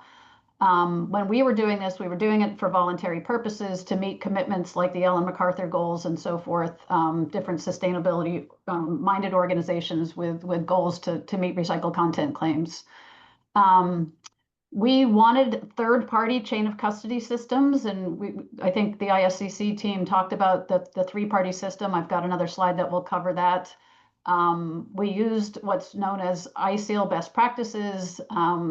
ISEAL is another massive sustainability organization like ISO that sets standards for actually how you should write a proper sustainability standard. And we took the approach that we wanted to write material and sector specific modules. So when we created the Recycled Materials Standard, it has some basic framework guidance to it, but it's also very specific to plastics, which led us into this notion of how are we going to deal with chemical recycling and how are we going to deal with allocation and fuel. So that was very much at top of mind through the development of our standard. We do include all of the current chain of custody methods that were discussed, from controlled blending all the way through to book and claim. And like I said, we started on plastic, but we are now going to be introducing a paper module. Eventually, we will likely do metals, and then if warranted, we may also address glass. Because of our affiliation with the Sustainable Packaging Coalition, we are very focused on the packaging materials, but our standard can be used in sectors beyond packaging. We'll take the next slide. So this is just addressing these questions around who's who in these systems when we talk about third-party certification. So we are what's called a standard development organization, the standard owner, if you will. So Green Blue, has the copyright and owns the Recycled Materials Standard. We created it and we maintain it. If there's issues that aren't clear or something changes in the system that we feel like there needs to be an adaptation to the standard. The participants are the companies in the supply chain that read the rules, follow the rules, and then submit themselves to an audit to show that they are following the rules put forth in the standard. If they prove that they're following the rules through that audit process, they achieve what's known as a certification status, or they are considered a certified organization. So the certification body, otherwise known as a CB in our lingo, is the third-party organization that actually conducts the audits. And as mentioned in the prior presentation, these are people that have specific skill sets. They have to be impartial, they have to be technically competent, they have to undergo certain training to be able to do this type of assessment. And you can think of that in other contexts like financial auditing. You have to have a certain skill set to be able to do this job. And then we put forth requirements for, what the training looks like, who can be compliant, what other types of standards have they done, and so on and so forth. So we have policies that are established for who can serve as a certification body for this specific standard. Laura, can I just jump in? I'm Ross. I'm also with Green Blue. I'm the director of the Recycled Material Standard here. That the question came up, I believe, from Brian about how do you know the certification bodies? They're not just the industry. Just like RMS and other certifications use ISO standards as the backbone for what we define. So there are ISO standards that define how a certification body should operate.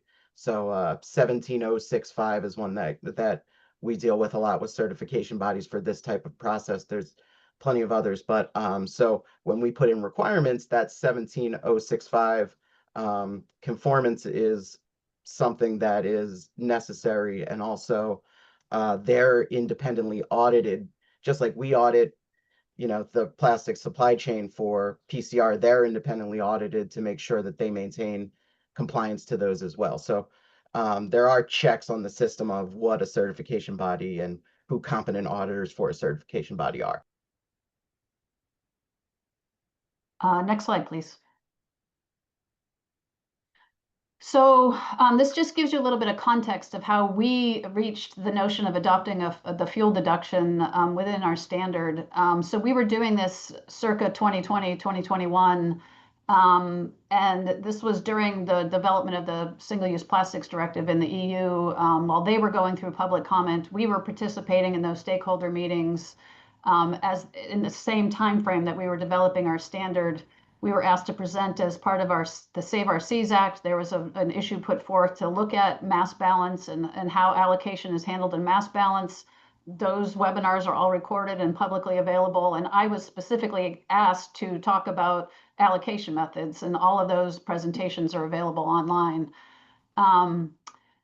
The issue of allocation was not present in ISO 22095, which is one of the standards that was mentioned. They created some really critical, informative definitions and terms for chain of custody at large, but not specifically for mass balance. And as mentioned, that standard is nearing completion. There was a meeting in Vienna just a couple of weeks ago. They're getting very close to the last comments, and I believe that that standard will be voted on in just a few weeks. It then takes some formatting time and so forth, but the new mass balance standard coming out of ISO should be available, hopefully, certainly this calendar year, and that clarifies a lot more about specific terms and issues related to mass balance, including allocation methods. During development, I came from the pulp and paper industry, and it was mentioned that the paper industry uses mass balance. So I've been working with mass balance since the mid-2000s, and in the paper industry, we use proportional allocation.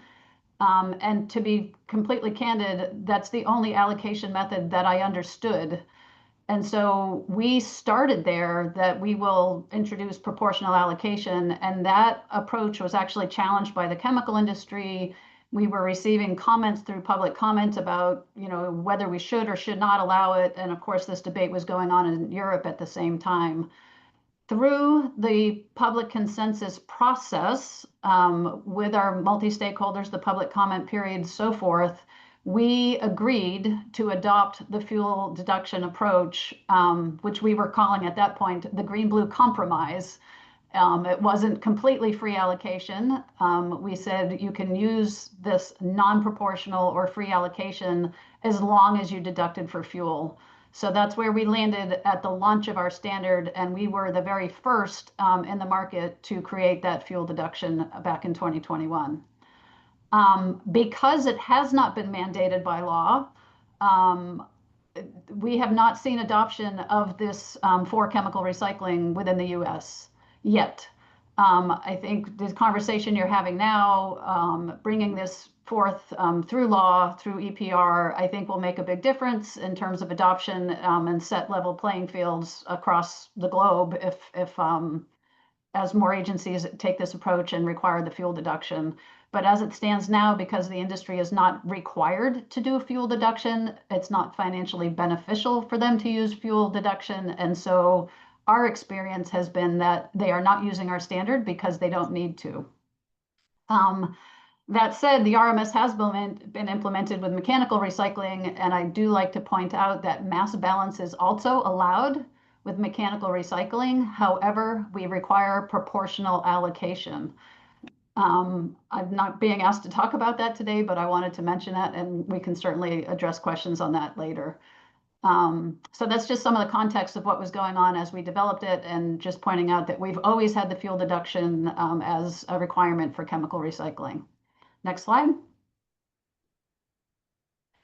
So what does this mean?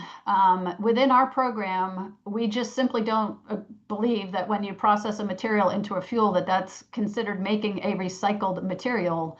That's more like waste to energy or waste to fuel, whatever terms you like to use, but that is the output of a fuel is not what we consider a recycled material.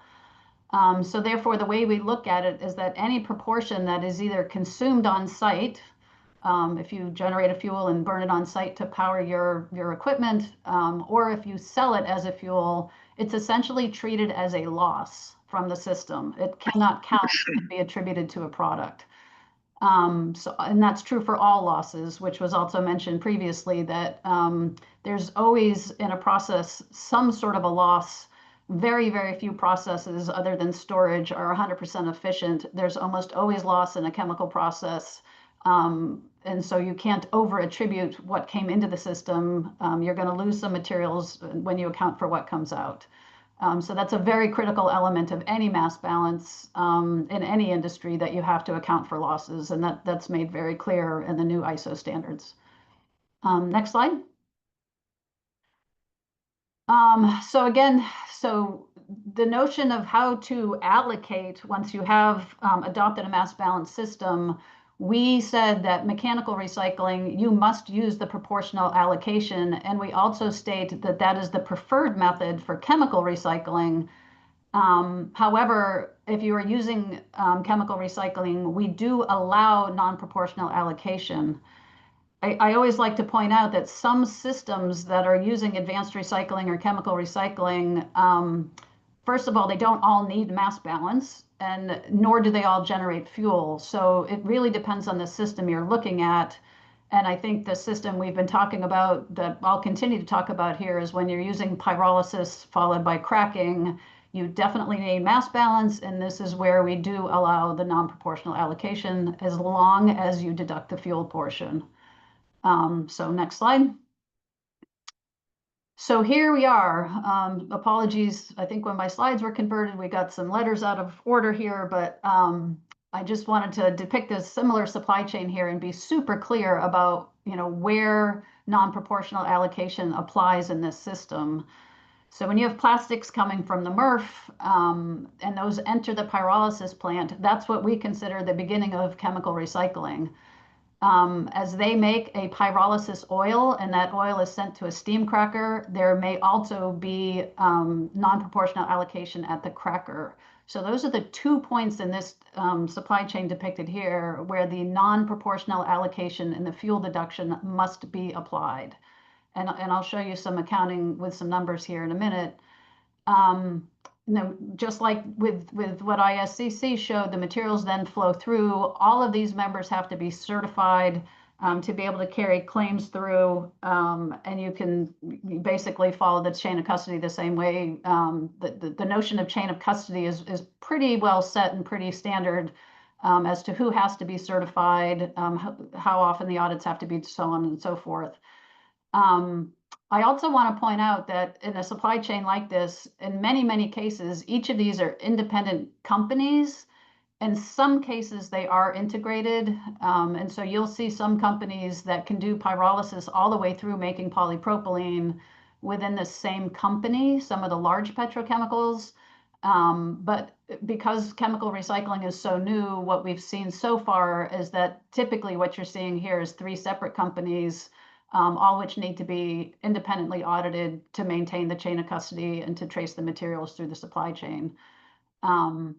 So again, this should start looking pretty familiar here, but once the claim is established as a mass balance claim, it has to be maintained as a mass balance claim within our standards. You can't convert from mass balance to controlled blending. You have to maintain the fact and be transparent about the fact that this was a mass balance claim. We can go to the next slide. So this is where I start getting into some numbers, which I hope will start to demonstrate what we mean by free allocation and what gets to go to materials or not materials within a system like this. So I am focused just on that center piece now where we have pyrolysis and the steam cracker. And I'm only showing what's considered the certified inputs here, the recovered plastics. This whole facility, in addition to the recovered plastics, is also at the same time processing, fossil fuel-based materials, which are not shown on the slide, but those simply wouldn't be part of the chain of custody or the accounting. We only trace the materials that are recycled. So in this example, I'm showing that the pyrolysis plant received 1 million pounds of recovered plastics, and they, as an output, 20% of that is fuel. And typically that 20% is consumed on site to run the pyrolysis plant. So their output from that facility is roughly 80% or 800,000 pounds or 0.8 million pounds of pyrolysis oil. So that fuel must be treated as a loss, and only the 0.8 million pounds can carry a claim that this is certified pyrolysis oil that is recycled material. That 0.8 million pounds could then flow to a steam cracker where it makes multiple products. So it too will make fuel. It will make a certain amount of propylene, a certain amount of ethylene, which are very common to make plastics, polypropylene and polyethylene. And you will also see roughly another third of it that will be other products in the petrochemical industry. I'm going to show you a slide later that shows you this in more details with more fractions, but these are very common numbers that you can see through textbooks, other journal articles. This is pretty well known, the types of co-products and roughly the fractions that are made from cracking processes. Similarly, we kind of know roughly what the output of a pyrolysis plant is because it's generally well understood. These are not new processes. It is new to be tracking recycled materials through them. So my point here, if this was proportional allocation from the original 1 million pounds that went into the pyrolysis plant, you will only end up with about 0.14 million pounds of propylene, which could then go on to do plastics. So if we were tracing this proportionally, you would have 0.14 million pounds of propylene moving forward. The other products can be certified. So the ethylene can also be certified and the other products can be certified. But as the process indicates, it's proportional. What went in gets allocated proportional to what goes out. So when we talk about proportional allocation, that's the numbers you would see deducting for fuel. So keep that number 0.14 in mind, and the number 0.64, that your total amount of products here is 0.64 and the rest of it was losses. So from the beginning to the end, you lost about a third of what went in. Let's go to the next slide. So here we're now demonstrating what could happen with a non-proportional allocation method. You still have the same thing happening at the pyrolysis plant. You have losses. You have your same 0.8 million pounds that go onto the steam cracker.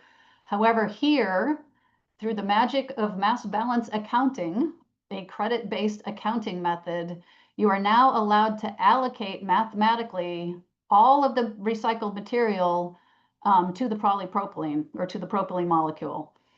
You still have to deduct for the fuel, but you are allowed to take the credits that would have flowed with the other products and you apply them all. And everything that is not a fuel, you are now allowed to freely allocate or non-proportionally allocate to the market of your choice.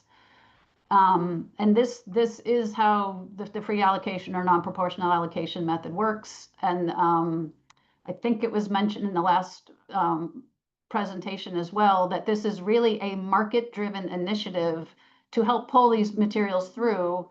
And because the market is saying, we know propylene has more demand than some of our other products, we want to allocate to that market to help satisfy that demand. And in fact, this is a market-driven mechanism. This is why mass balance was developed, to help use market forces to pull through sustainable attributes. So this is by design to allow to satisfy market needs. That's why mass balance was designed. The notion of free allocation can be applied to industries outside of plastics. I personally don't know of any standards that do, but it's certainly not unique to the RMS, and it's this is an evolving conversation around how and when is it appropriate to use free allocation. Next slide. So this was a question put forth, like somebody said, literally, I don't know what naphtha is. Most people don't know what naphtha is unless you work in the petrochemical industry. But pyrolysis oil is similar to naphtha. It's an oily substance made up of a lot of different stuff. And you can think of it as a special barrel of oil that is then going to be further processed in a refining process. The part of the slide on the left with all the bars shows the different types of products that come out of a naphtha cracker. And this is textbook sort of chemical engineering. This is not a secret to the world. It's just not known unless you're looking for it. What the heck is naphtha and what comes out of a cracker? You can ask Google Chat GPT or your favorite chemical engineer, and this is a very typical sort of processing yield from a naphtha cracker. There will be variability based on how the company wants to run their cracker and what they're trying to make, but these are very typical numbers. And so what you see here, the yellow bars on the left are fuel, and if you add those up, it's about 20% fuel is commonly produced out of naphtha. You'd get about maybe a third of that becomes ethylene, 17% propylene, and another third roughly of other products. And so this is the type of information that is made clear to auditors, that when they go into a process, if they see fractions being claimed that are much different than this, they would certainly ask why, and they would ask for proof. What are you making, and why is your process so different than what is commonly known? So this is not a secret. Kind of what does the chemical industry produce? This is very well known. And they are also audited through other channels. So hopefully that answers your question about what the heck is naphtha. And pyrolysis oil is very similar in composition, and you get very similar outputs. Next slide. So the question at hand, how do we know what is sold as fuel? So we're saying you have to deduct it if it's consumed or sold. And this is a great question. That's the basic question that the auditors are going to be asking. You need to prove to me where your products are going, what is a product and what is fuel, what are the market sectors that you're serving. The examples that we've been using and the numbers that I showed you are very simplified to try to convey concepts. And as you're all likely aware, the petrochemical industry is very complex. There's a lot of things happening in stainless steel pipes that you can't see when you go onto these plants. And so you're trusting, instruments and, computer printouts and engineers about a very complex system. That said, there's vast knowledge about the industry in both the private and the public sectors. For chemical engineers, in the very, very early days, this is what they learn. Chemical engineering programs are based on the petrochemical sector. So there's a vast knowledge in academia, in government, the Department of Energy, the Department, Natural, NREL and other labs. They understand this industry and the types of materials that it produces. And of course, the corporate sectors that make these things understand their processes. They know what they make and they know what they sell. They also have to disclose a lot of data to investors and to regulatory authorities. And I point this out because when they're disclosing what they make and what they sell to financial organizations, those are highly audited records. And many of you may remember the Enron debacle and the introduction of the Sarbanes-Oxley Act about auditing requirements, and sort of corporate governance over reporting is very strict when you get into financial records and financial reporting. So we often encourage auditors to look at financial data and financial allocations to help back up process data and process allocations. So there's lots of ways to look at data and to get data from complex systems. I do point out on this slide as kind of the last point here, absent the primary data from the company, if for some reason they don't know what their process is doing, if they're unable to track and trace certain materials, it is possible for an organization like ours to write into the standard that you can set a default factor. We could just simply say when pyrolysis oil goes into a cracker, here's how much you're allowed to allocate. We did not do that in the standard, but we could. And there are other standards. Cocoa does that for free trade cocoa. They establish a conversion factor that's just set in the standard. We have not put that in as a requirement within the RMS, but again, we give guidance to the auditors that says this is what the numbers should be close to. If somebody's got a higher number than that, you should be asking why and be asking for the proof. Next slide. Just about 5 minutes left, Laura. Okay. Thank you. So this is just another glimpse.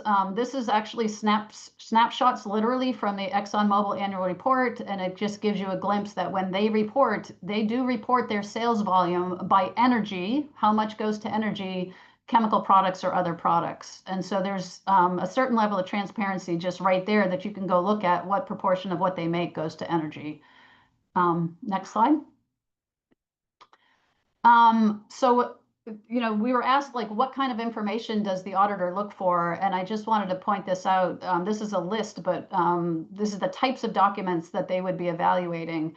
They need to see a process flow diagram, description of the process, policies and procedures for receiving materials. What do you do with rejected materials? What do you do if materials are returned to your system? How is all of that accounted for? When you purchase things, how do you know it was actually recycled? What type it was? Was it pre-consumer or post-consumer? All of that is should be recorded, and all of that is reviewed by the auditor. They're looking at production records. What is the bill of materials? What are your losses? What are your production yields? How much of each product, which is what the conversion factors are based on. And then what are they selling? And so this is that whole notion of you're auditing what comes in and what goes out, and all of the accounting processes in between.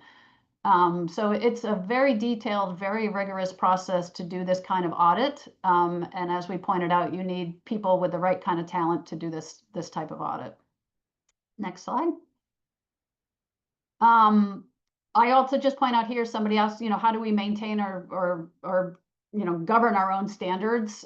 Just core to us is this notion of collaboration and transparency. We have continuous maintenance. Certain standards are done on a time-based mechanism, like you write a standard 1 year and 5 years later you review it and change it. We are in continuous maintenance, which means any affected stakeholder could write to us tomorrow and say, I need either a clarification, I don't know what this means, or I don't agree with this and I'd like to make a recommendation for an improvement, and we have a process to make those changes. So that's just something about how we maintain our standards. I think I'm running out of time here. Let's go to the next slide. So there was a question about ISO and sort of this governance around ISO. And so I wanted to point out, again, these are available. You can purchase all of these standards. Well, not all of them yet, but 22095 is general terminology and models. So that's really the basic definitions and terms, and anybody working in this space, it's a great reference document.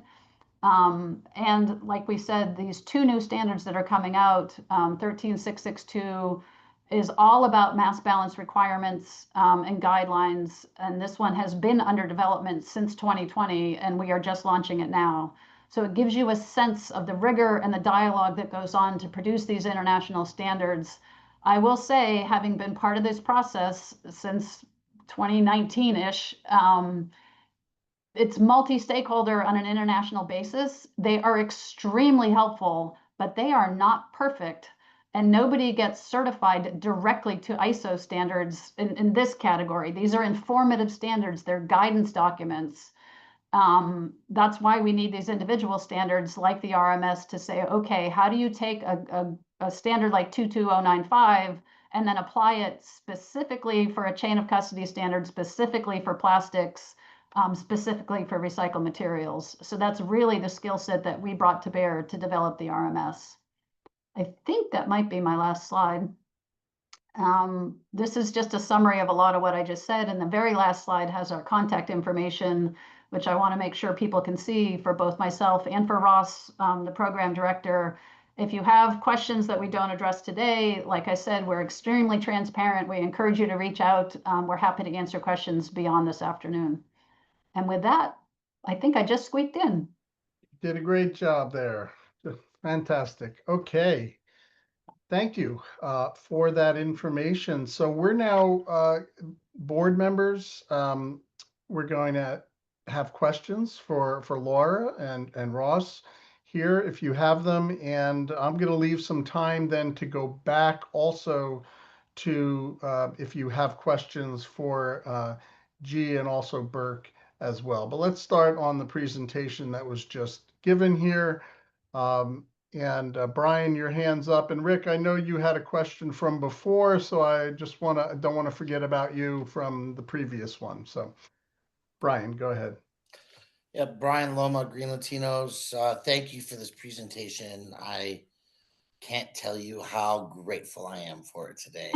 After months of our group having discussions, you nailed some things in really well, but there's still a couple of things missing. Can we go back to the NAPTA slide, please? You're correct. I shaking up this tree for months, and it's the first time I've heard that term today. I'm glad you both were covering it. Here, I think that's the one. So the couple of questions on here. I want to make sure I get them right, and I started writing them down. But while I'm looking for that one, I wrote one in the chat, which was when you say that chemical recycling is not plastic to fuel. There's other things in your presentation. Were you talking about solvolysis processes for like polymer clothing to be broken down into the chains? That's one example. That's a perfect example. So, so just for everybody in the audience, you can dissolve plastic in a solvent and then remove the non-plastic entities. So think of putting salt in a glass of water, it dissolves, and then you can drive away the solvent and get your material back. And so that's known as solvolysis. So you can do that with plastic, and it's being done now with polypropylene. And if you're only putting recycled materials in there and you're only getting plastic out, there's no need to do mass balance. What goes in is what comes out, and you don't need the magic of mass balance to do that accounting. They may choose to do it if they have a blend of pre-consumer, post-consumer. So they would be allowed to do it in our accounting, and then, but there would be no need for this sort of deduction for fuel in that case.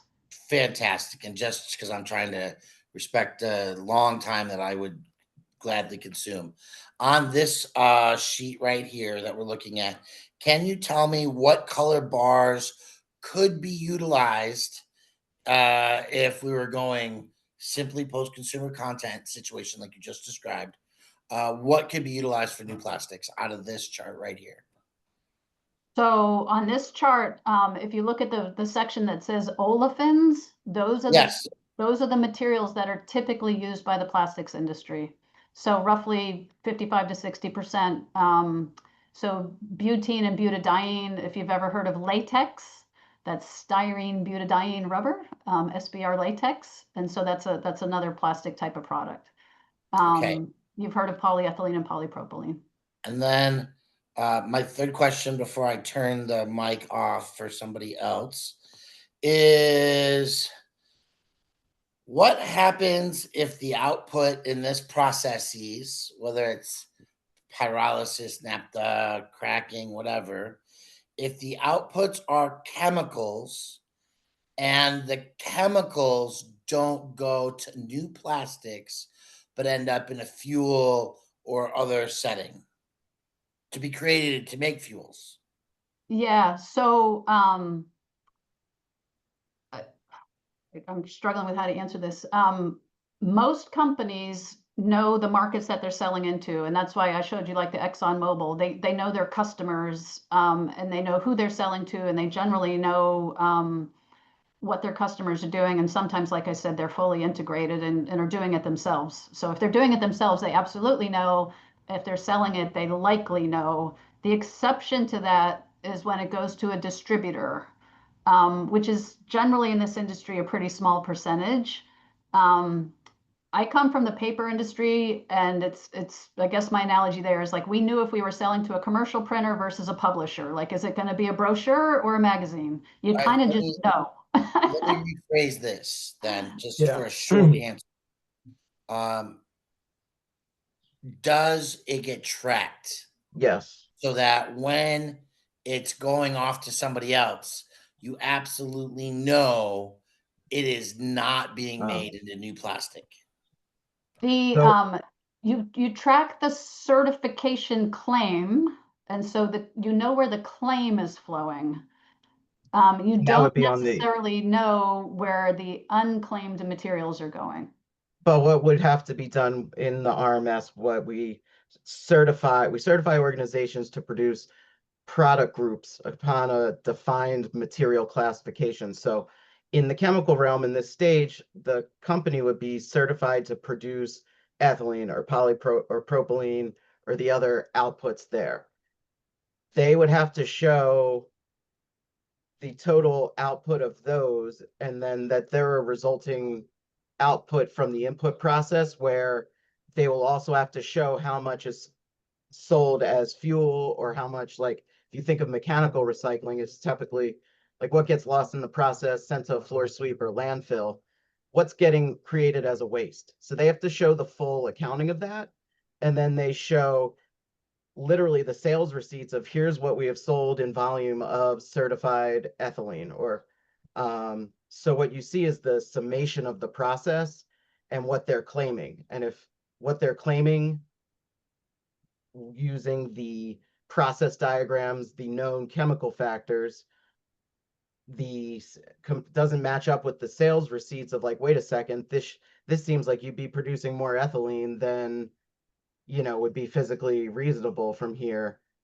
The auditor can, bring that into question, dig deeper, and can ultimately say, I believe you're selling fuel as plastic, and not allow the certification. Okay. Brian, how about if we go over to Rick for a question here? Thank you. Rick. Hey, Rick Cater, Swordfish Consulting, MRFs. So I can make plastics out of ethylene, I can make plastics out of propylene, and I can make plastics out of the other products category you have there. Is that correct? The butene and butadiene are commonly considered olefins or plastics, yes. Okay.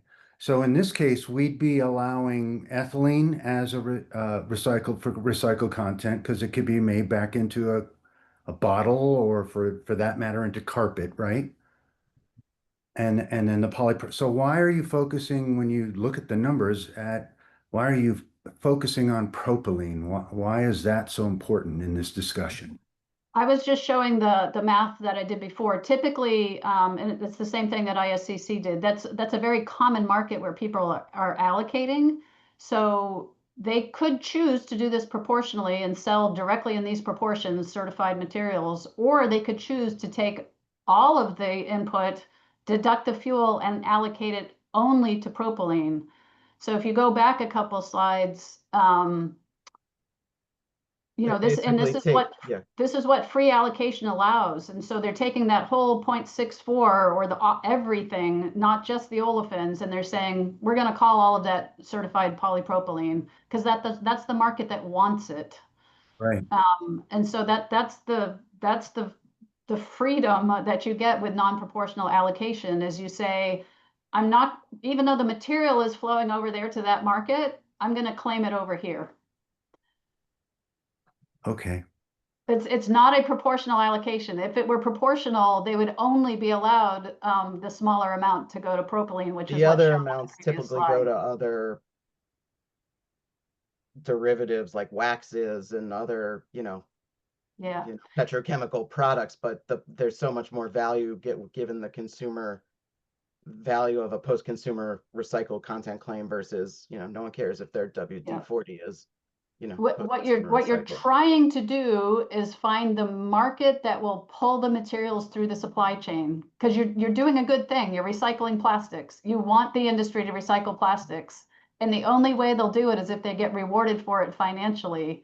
So you're giving them a freedom to serve the market that's going to give them the best price. That's essentially what you're doing. You're saying, I can sell my recycled status more to polypropylene than if I tried to sell it as even ethylene, because propylene I can get a better value than ethylene. I mean, this is the liberty or the freedom that we're giving the chemical industry in order to incentivize them to do this. Okay. Otherwise, if they don't have the financial incentive, they will just keep doing what they're doing. Okay, so this has nothing to do with bottle to bottle in any way. This is just because my PET bottle can be made into a piece of carpet or a bottle, and so even through mechanical processes, Yeah.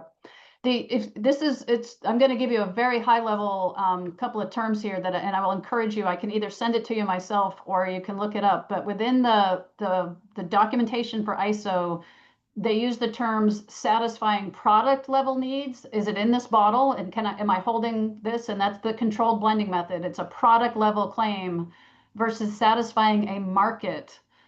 Mass balance is developed for satisfying claims at the market level. That much recycled material came into the company, they processed it, and they sold it to a specific market.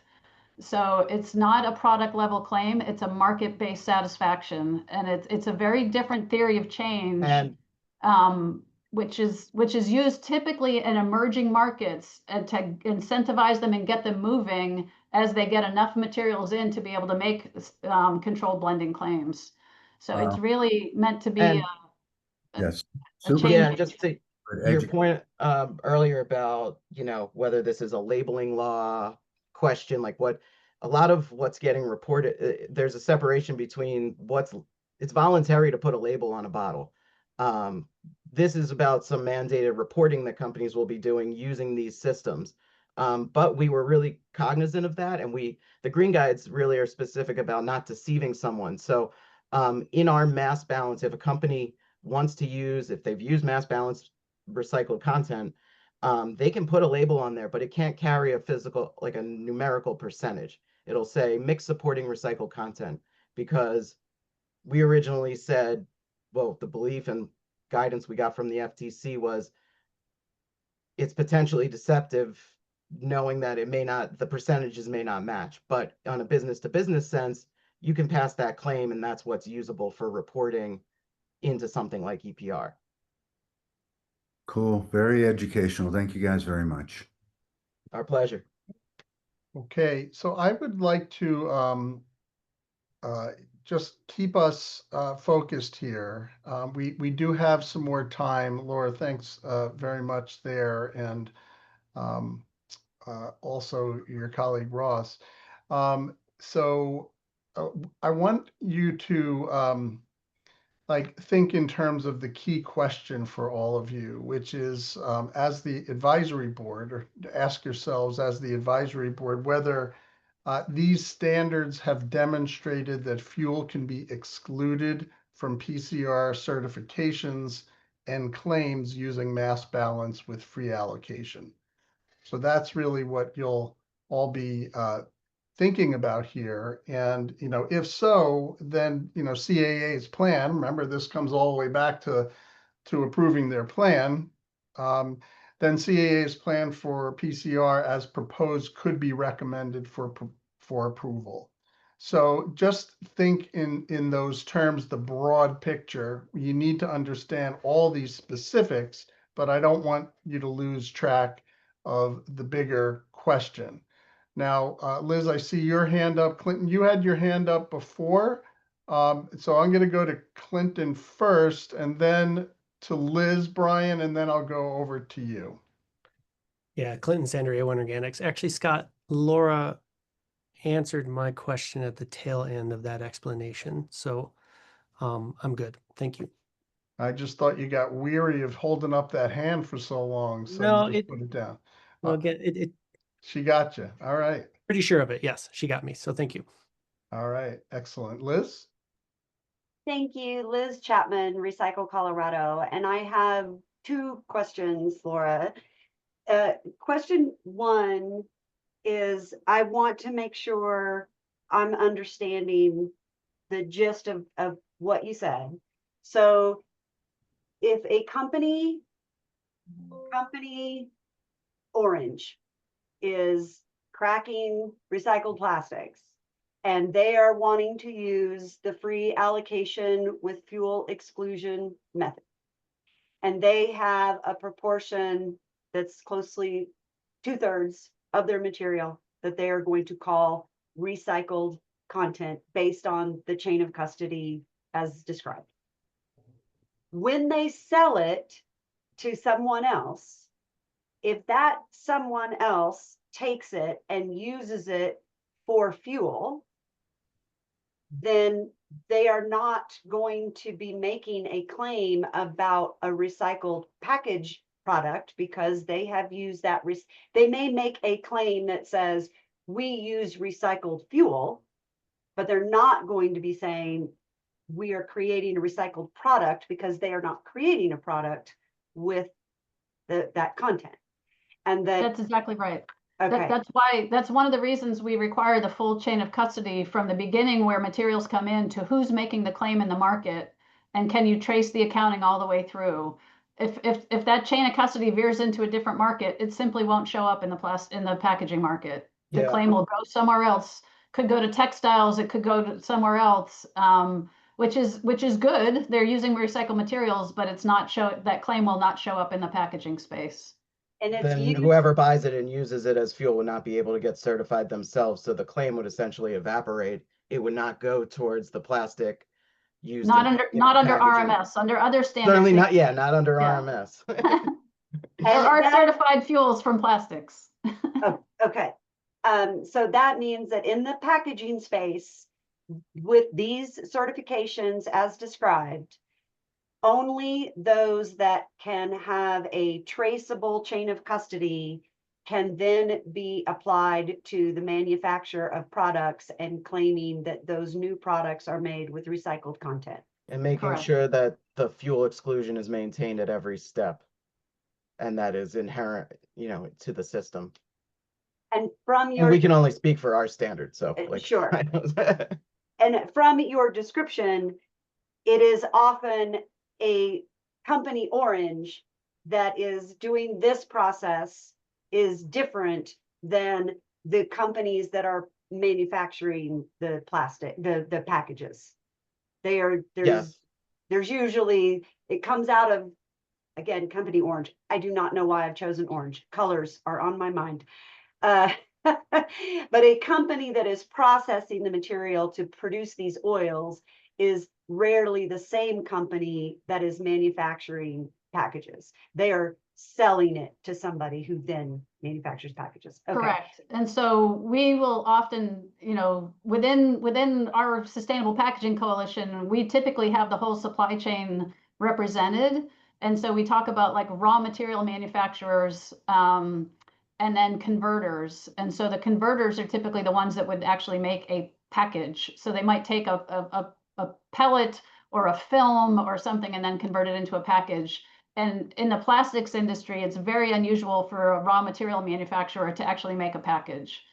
Plastic's way more it's disjointed than it's paper. it's less integrated, if you will. Yes. In the paper industry, you might see somebody that recycles and makes a cardboard box in the same company, but in plastics, it's a little more fragmented. So it's typically a separate entity, but both would be certified to be able to make the claim And to they would the explain the retailer. transformations they're making. So the packaging manufacturer would buy a plastic pellet with a known percentage, and they would do their accounting how they see fit, and then output certified packaging with a certain percentage and show that their accounting is following the same principles that were used upstream as well.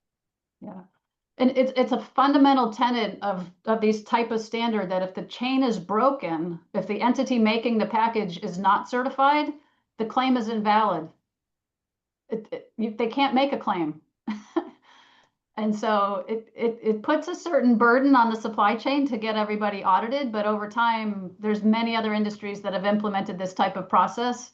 The paper industry has been doing it for literally for decades. And you saw ISCC mention how many companies are certified. It takes time, but you can get whole sectors certified over time. And that leads to my next question, and I apologize if this was something that was mentioned and I did not absorb it, but how does your team relate to what are you one of the certified bodies that does the auditing that ISCC talked about before? What is the relationship between the recycled material standard and what we heard from ISCC? So we're essentially the equivalent of ISCC with a different standard. So our standard's called the Recycled Material Standard. We wrote the standard, and then a supply chain member would implement it, and then a third party, the auditor, a company like SCS or Bureau Veritas or the ones that just do auditing, they would actually check the records.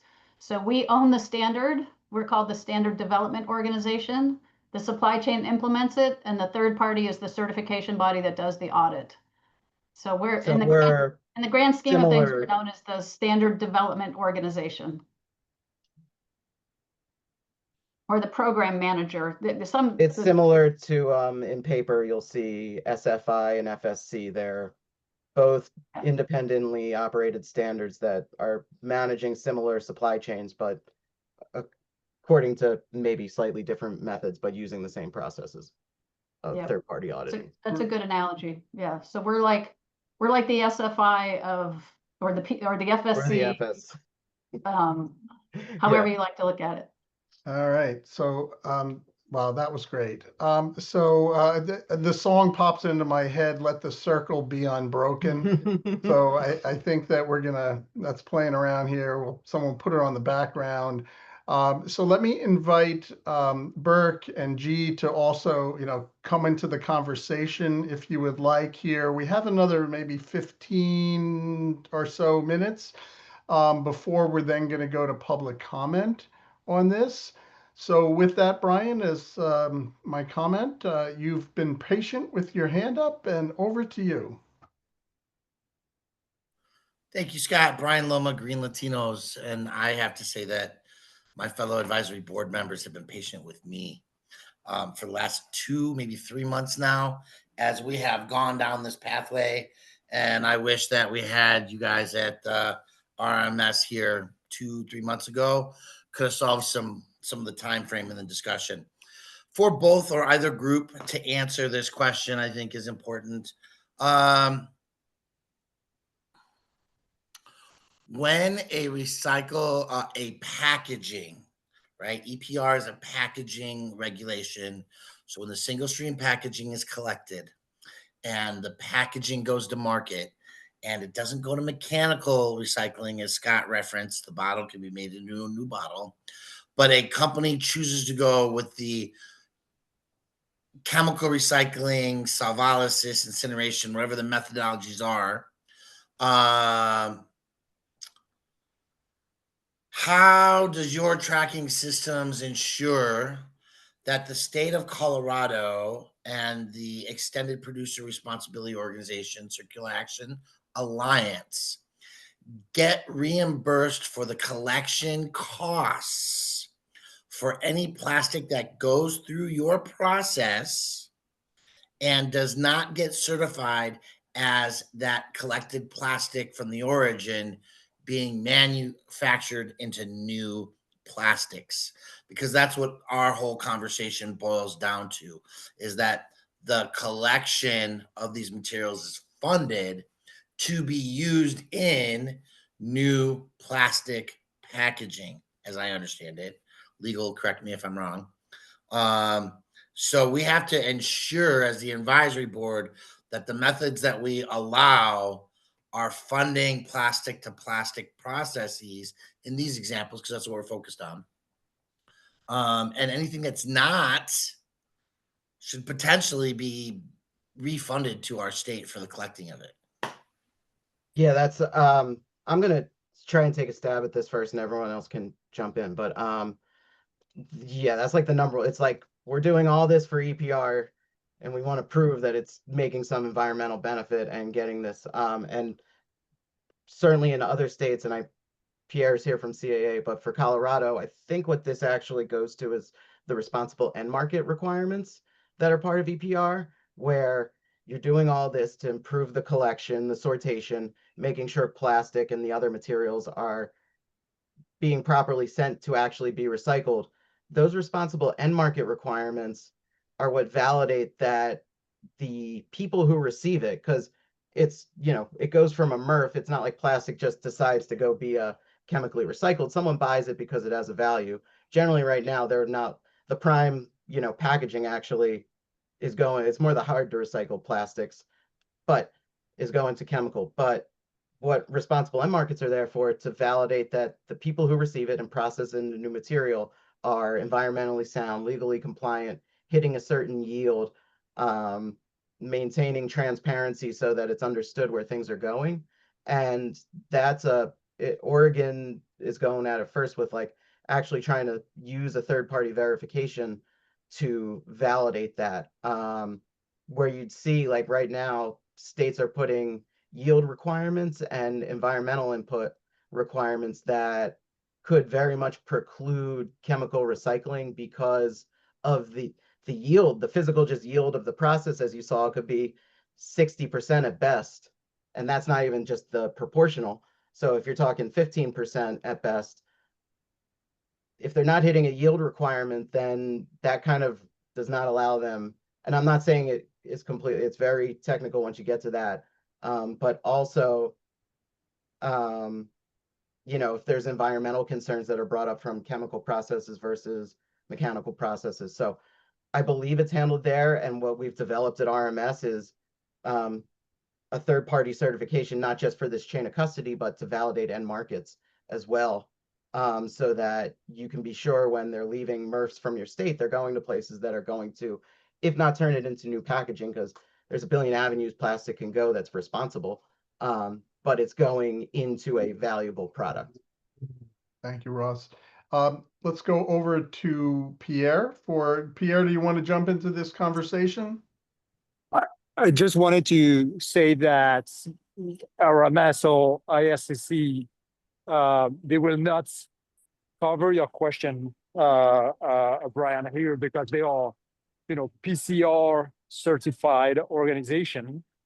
And everything in relation to the cost of the system is not part of the scope of their certification. It is covered by other aspect of the program plan by CAA, but not by this one specifically. But I just want to make sure that's clear, that those organizations are not intended to verify what you have just mentioned. Brian Loma, Green Latinos, I thank you for that affirmation. Thank you, Brian, for the question. We do have a few more minutes. If anyone would like to ask a question for either the first or the second group that presented?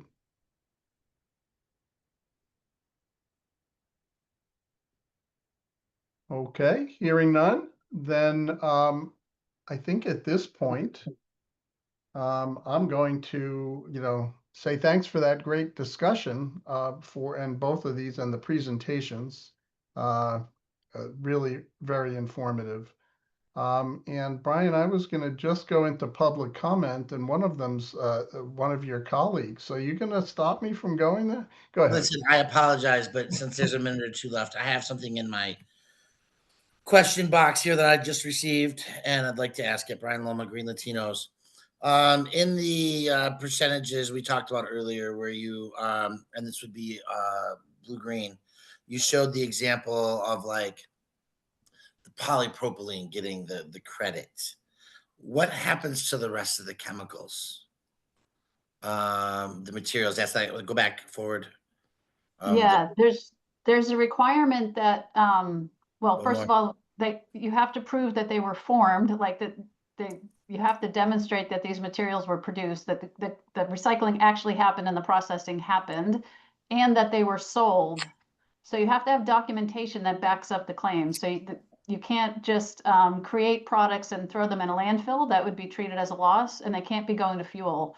So the shorter answer is they have to be sold into the market without a claim, and you have to prove that through your documentation so that there's no double counting. That's a basic tenet of all mass balance, is that you can't take a claim from one material and apply it there and somewhere else. So you have to make sure, that's why they call it balance, that you cannot over allocate the materials. And so only one product gets the claim and the others must be sold without a claim. And they could then, those other materials that don't get the claim could then go to fuel production or usages.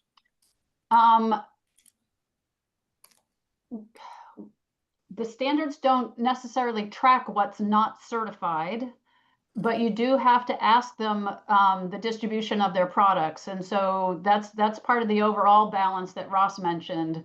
You know what portion of the company's outputs goes to fuel versus products. It's not inconceivable that somewhere downstream something could be burned, but that's true for any supply chain. You could say that about, I'll throw the paper industry in there. There's no way to know what happens beyond the entity that's being certified, and those materials could be consumed in ways that you don't know. Thank you very much. I'm gonna lower my hand. Thank you. Burke and then Clinton. Yeah, maybe just to comment on that last question. So from our perspective, it's also, I think it's important to highlight that if a material is sort of proven not to be going into a material use, that's also to be excluded in the approach that we have, because it's also, let's say, the case where some of the materials might at a later stage go into the fuel. So this is also something that we are excluding when we are talking about fuel excluded. And also it was highlighted in the public comments, I think, that the, let's say, some of the outputs are used for energetic purposes within that site. So that's also excluded under the fuel use excluded. I think it's always important to highlight what are the excluded parts. And it's not possible to say, okay, this is fuel, but I do a balancing where I disregard that is going into fuel, whatever going into the fuel use, whether it's on site or at a later stage, it needs to be excluded. And that's also what we are looking into with the fuel use excluded approach. Thank you, Burke. Clinton? Hello, everybody. Clinton Sander, A1 Organics. Okay, I'm going to try my best to see if I can ask this question, because this is really a lot and it's pretty intriguing and pretty awesome. So I just want to thank everybody for these presentations. This has been extremely informative. But can we move forward to the slide that was keep going. It was not it was the free allocation slide on mass balance, I believe. Or is that backwards? Might be backwards. There we go. The non-proportional mass balance 1. There we go. So Laura, this is a question for you, Laura. You were talking about this when you're talking about how mass balance, this was the whole purpose around why mass balance was created. But are you, like, my question is, because the 0.64 includes other materials outside of propylene, was it to encourage the market, like you said, it's encouraging the market to drive in a direction of certification requirements, but the fuel is excluded? But that would mean then if in this non-proportional allocation, is it ethylene? I'm sorry, what's the other? You can go back one slide, I think. Back one slide. As the break. Yeah. So like if we're talking about the ethylene is included in the propylene and the mass balance non-proportional allocation, does that mean then, because it's been included, that it will be certified not to go to a fuel use because it's been packaged into the overall 0.64? Does that make sense? I think I understand your question. So when the cracker makes these co-products, and there's the propylene, ethylene, and the other products, they all have some portion of recycled material in them, right?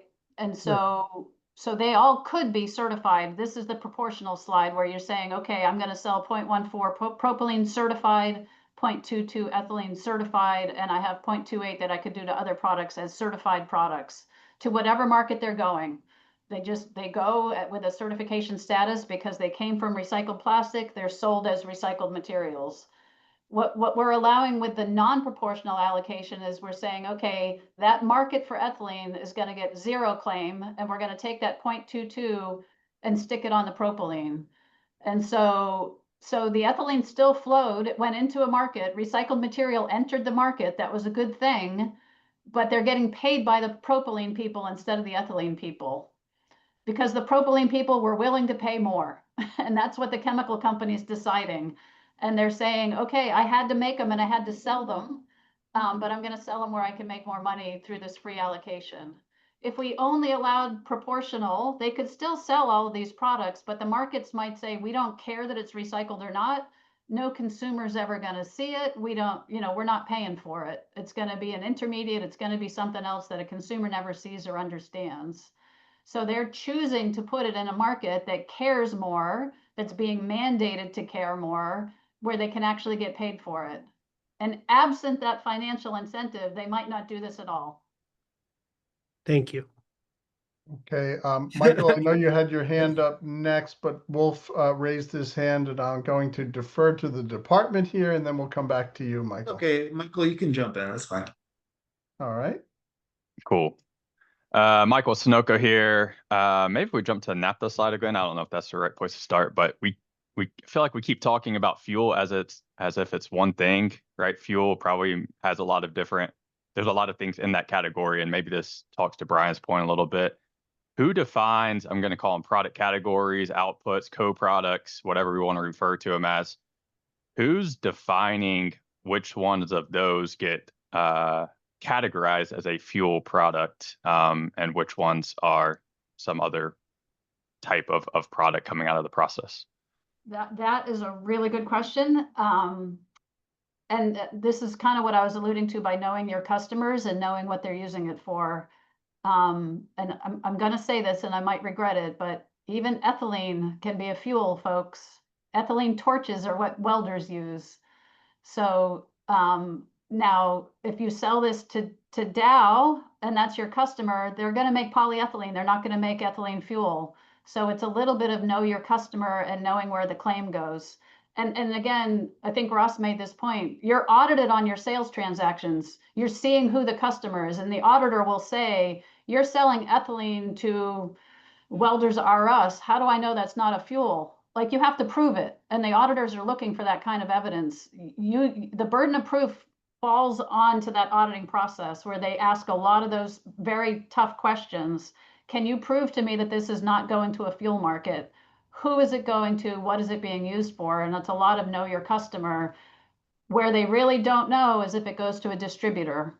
And that's where it can get really like, and you know, that an auditor has the right to say, you haven't given me enough information and I'm not going to allow that portion to count towards your account. And so if they don't have evidence, they don't have to accept a claim. And there's a lot of burden on the auditors for the proof. And just an aside too, Michael, the standard is the standard and the standard development process, which like an independent stakeholder group are defining what we call material classifications. So they range from scrap plastics, like, you know, recovered PET bottles, all the way through the different options you have in the supply chain. So it's more to define what outputs are feasibly certifiable. So things like ethylene, propylene, butadiene would have material classifications that could go to a product category. So they would have to show the outputs in that if they want them to be certified, and that's what gets listed on our public database registry. Something like you see, yeah, it's like they could sell a physical fuel in a tank or via pipeline, you know, amongst the many forms, but that would be the same thing as if like you had other plastic that was picked up by a landfill waste hauler. We don't certify landfill waste. So we define those categories based on input from the industry. And also, yeah, so the similar thing is it could be fuel in a canister, or this was sent to our furnace here, right, on site and consumed, or, you know, even like when you're doing the science equation and this, it created this much output plus this much heat, that heat's fuel, you can't count that as plastic, right? So it's more defining what can be certifiably said, and then the other stuff having to show up in the equation as proof. Yep. Okay. No, appreciate both of those thoughts. You know, my point was, we know, you know, bunker fuel, gasoline, those are all very straightforward. It's those things on the margins that I think there's maybe questions about. So no, appreciate those comments. Thank you. Wolf, you get the last comment or question. All right. Thanks, Scott. Laura Ross, thank you so much. This has been super insightful. Really appreciate the way you break this down, seeing the various grades of production, post-processing, and the clarity there that goes to, it's not just one round of processing for pyrolysis, you have secondary processing as well and various outputs. Given our time frame here, I guess the best way I can sum up a final question is that the concern for the group in the past has been focused around non-proportional allocation. But going back to our definition of post-consumer recycled content, and that it ties to specifically covered materials, we're only talking about packaging and paper products. What concern is there for something that goes through a non-proportional allocation process that would then go into the actual production of a covered material to not be certified PCR? I got lost in the question. I'm sorry. Is that for us or the group? Wolf is asking a question for you. That's for you. You want to rephrase, try that one more time, Wolf? Let me try to simplify that. In the non-proportional allocation method, based upon what we're looking at right here, is there a risk of something being counted as post-consumer recycled content in a covered material, which is more or less packaging, that would not be considered post-consumer recycled content, considering that fuel is excluded from our definition? Yeah, so I guess I'll answer it this way. I can assure you that the fuel would be excluded, like through the auditing process, that we will exclude the fuel to the best of the ability of the rules and the auditors, and that you're going to exclude the fuel. To your point about when it shows up in a product, and this is it might seem like semantics, but I'm going back to this notion of theory of change. These are not product level claims. That product does not contain all of that material. It got allocated to other markets and other places, but the claim was allocated to that product, and the claim is valid because it didn't get claimed on other materials. So that it balances in the marketplace, but it doesn't necessarily balance in the product sector. And so it is, you know, this is where, this is why this concept is so hard for so many people. It's like, well, it's not in the bottle. How come the bottle claims it? And it's why Ross pointed out that our claims on bottles don't say 100% content. It's why our standard doesn't say recycled content standard. When you get into mass balance, you have lost your physical content claim. It's a different type of claim.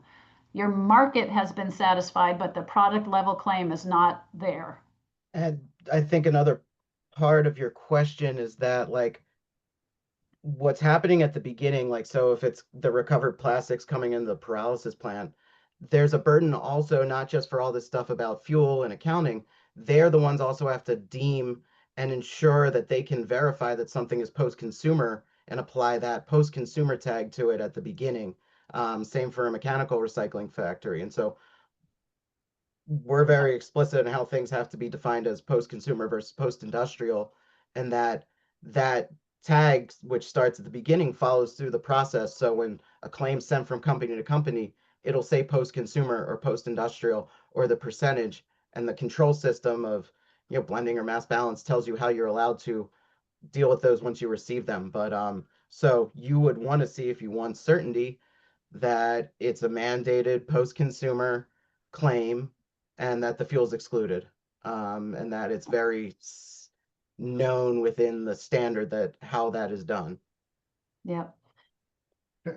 Yeah, so I guess if I'm allowed one comment, I guess I would turn around my comment to you as legislators to say, when you express the willingness to consider mass balance, you're thinking big picture, like this will move a market.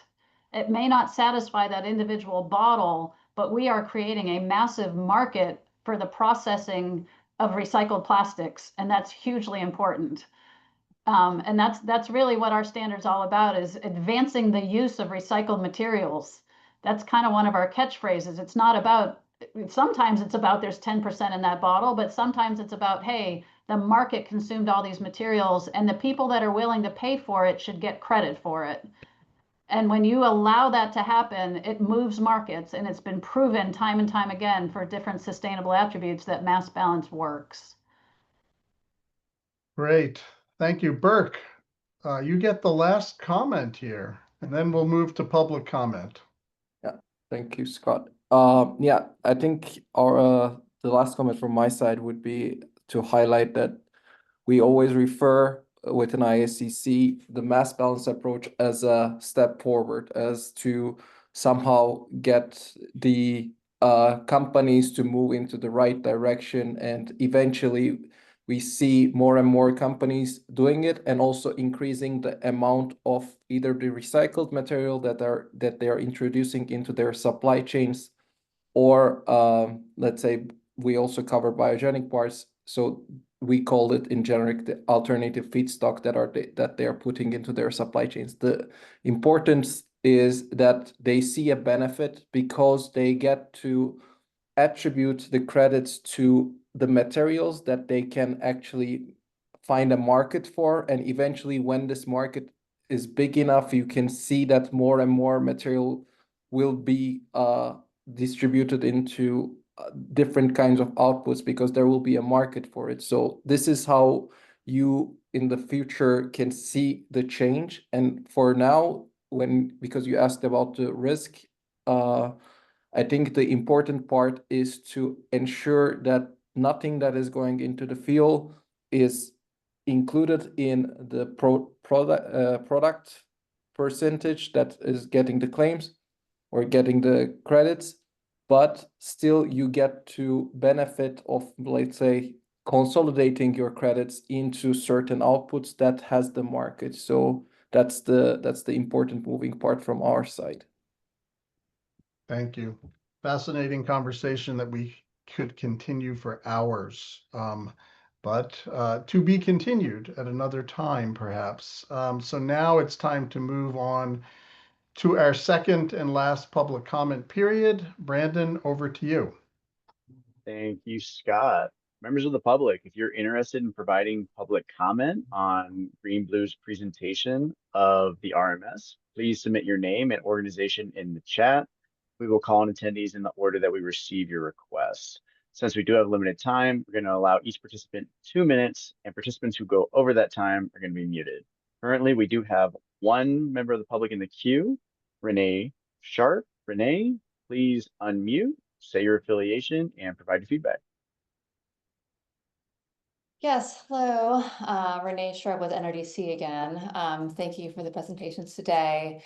I want to bring your attention to how the non-proportional free allocation works. So we heard that, you could have 17% propylene, 28% ethylene, and 35% underproducts. Under free allocation, all of the recycled claims could be put on propylene, and the other 63% of the outputs would not be certified. And we also heard the standards don't track what is not certified, which means that 63% of the outputs may not be certified. And if any of this 63% goes into fuel at some later stage, this would not be compliant with Colorado law. And we also heard from RMS that when a chemical goes to a distributor, any number of things could happen to it. It's very hard to track. It's not tracked. Therefore, based on the presentations we've heard today, the CAA proposal to allow free allocation is not compliant with Colorado law, because in effect, it could allow actual plastic waste in reality be going to make fuel, which would be then considered PCR based on the free allocation shell game. So that is my comment today. Thank you for the presentations. I think it really confirms the concern here. Thank you, Renee. And we do not have any other requests for comment. So Scott, I'm going to go ahead and give it back to you. Great. Thank you very much there, Brandon. I want to thank Melik and Liz early on for getting us to this point, doing all the business early on in the meeting. I want to thank you all as board members for the comment. I like this animated version. It's distracting me so heavily here. All right. Woo, I'm moving around. I'm getting up from my chair and dancing around. All right. So thank you all for great discussion. We have obviously more discussion to come. And PSI will draft the meeting summary for today's meeting and flag follow-up items. Brandon, thanks for putting into the chat here the link for the advisory board. Meeting materials will be posted on the department's webpage here within the next few days. And yes, back to our moving animation. Please join us for our next scheduled business meeting on July 9th from 12:30 to 3:30 p.m. Mountain Time. At that meeting, we will hear from CAA, who will provide a brief presentation on their education and outreach plan. They will also give an overview of the amended program plan proposal. And after their presentation, the board will begin their review of that amended plan proposal. So it's time to adjourn. At this point, can I get a motion to adjourn?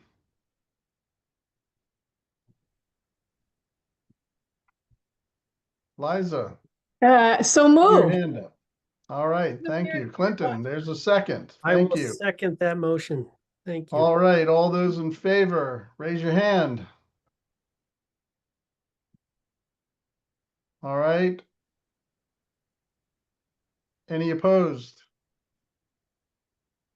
Any abstaining? Okay. All those in favor there. And now the 50th Producer Responsibility Advisory Board meeting is now adjourned at 3:32 Mountain Time. Have a good afternoon, folks. Good Thank meeting.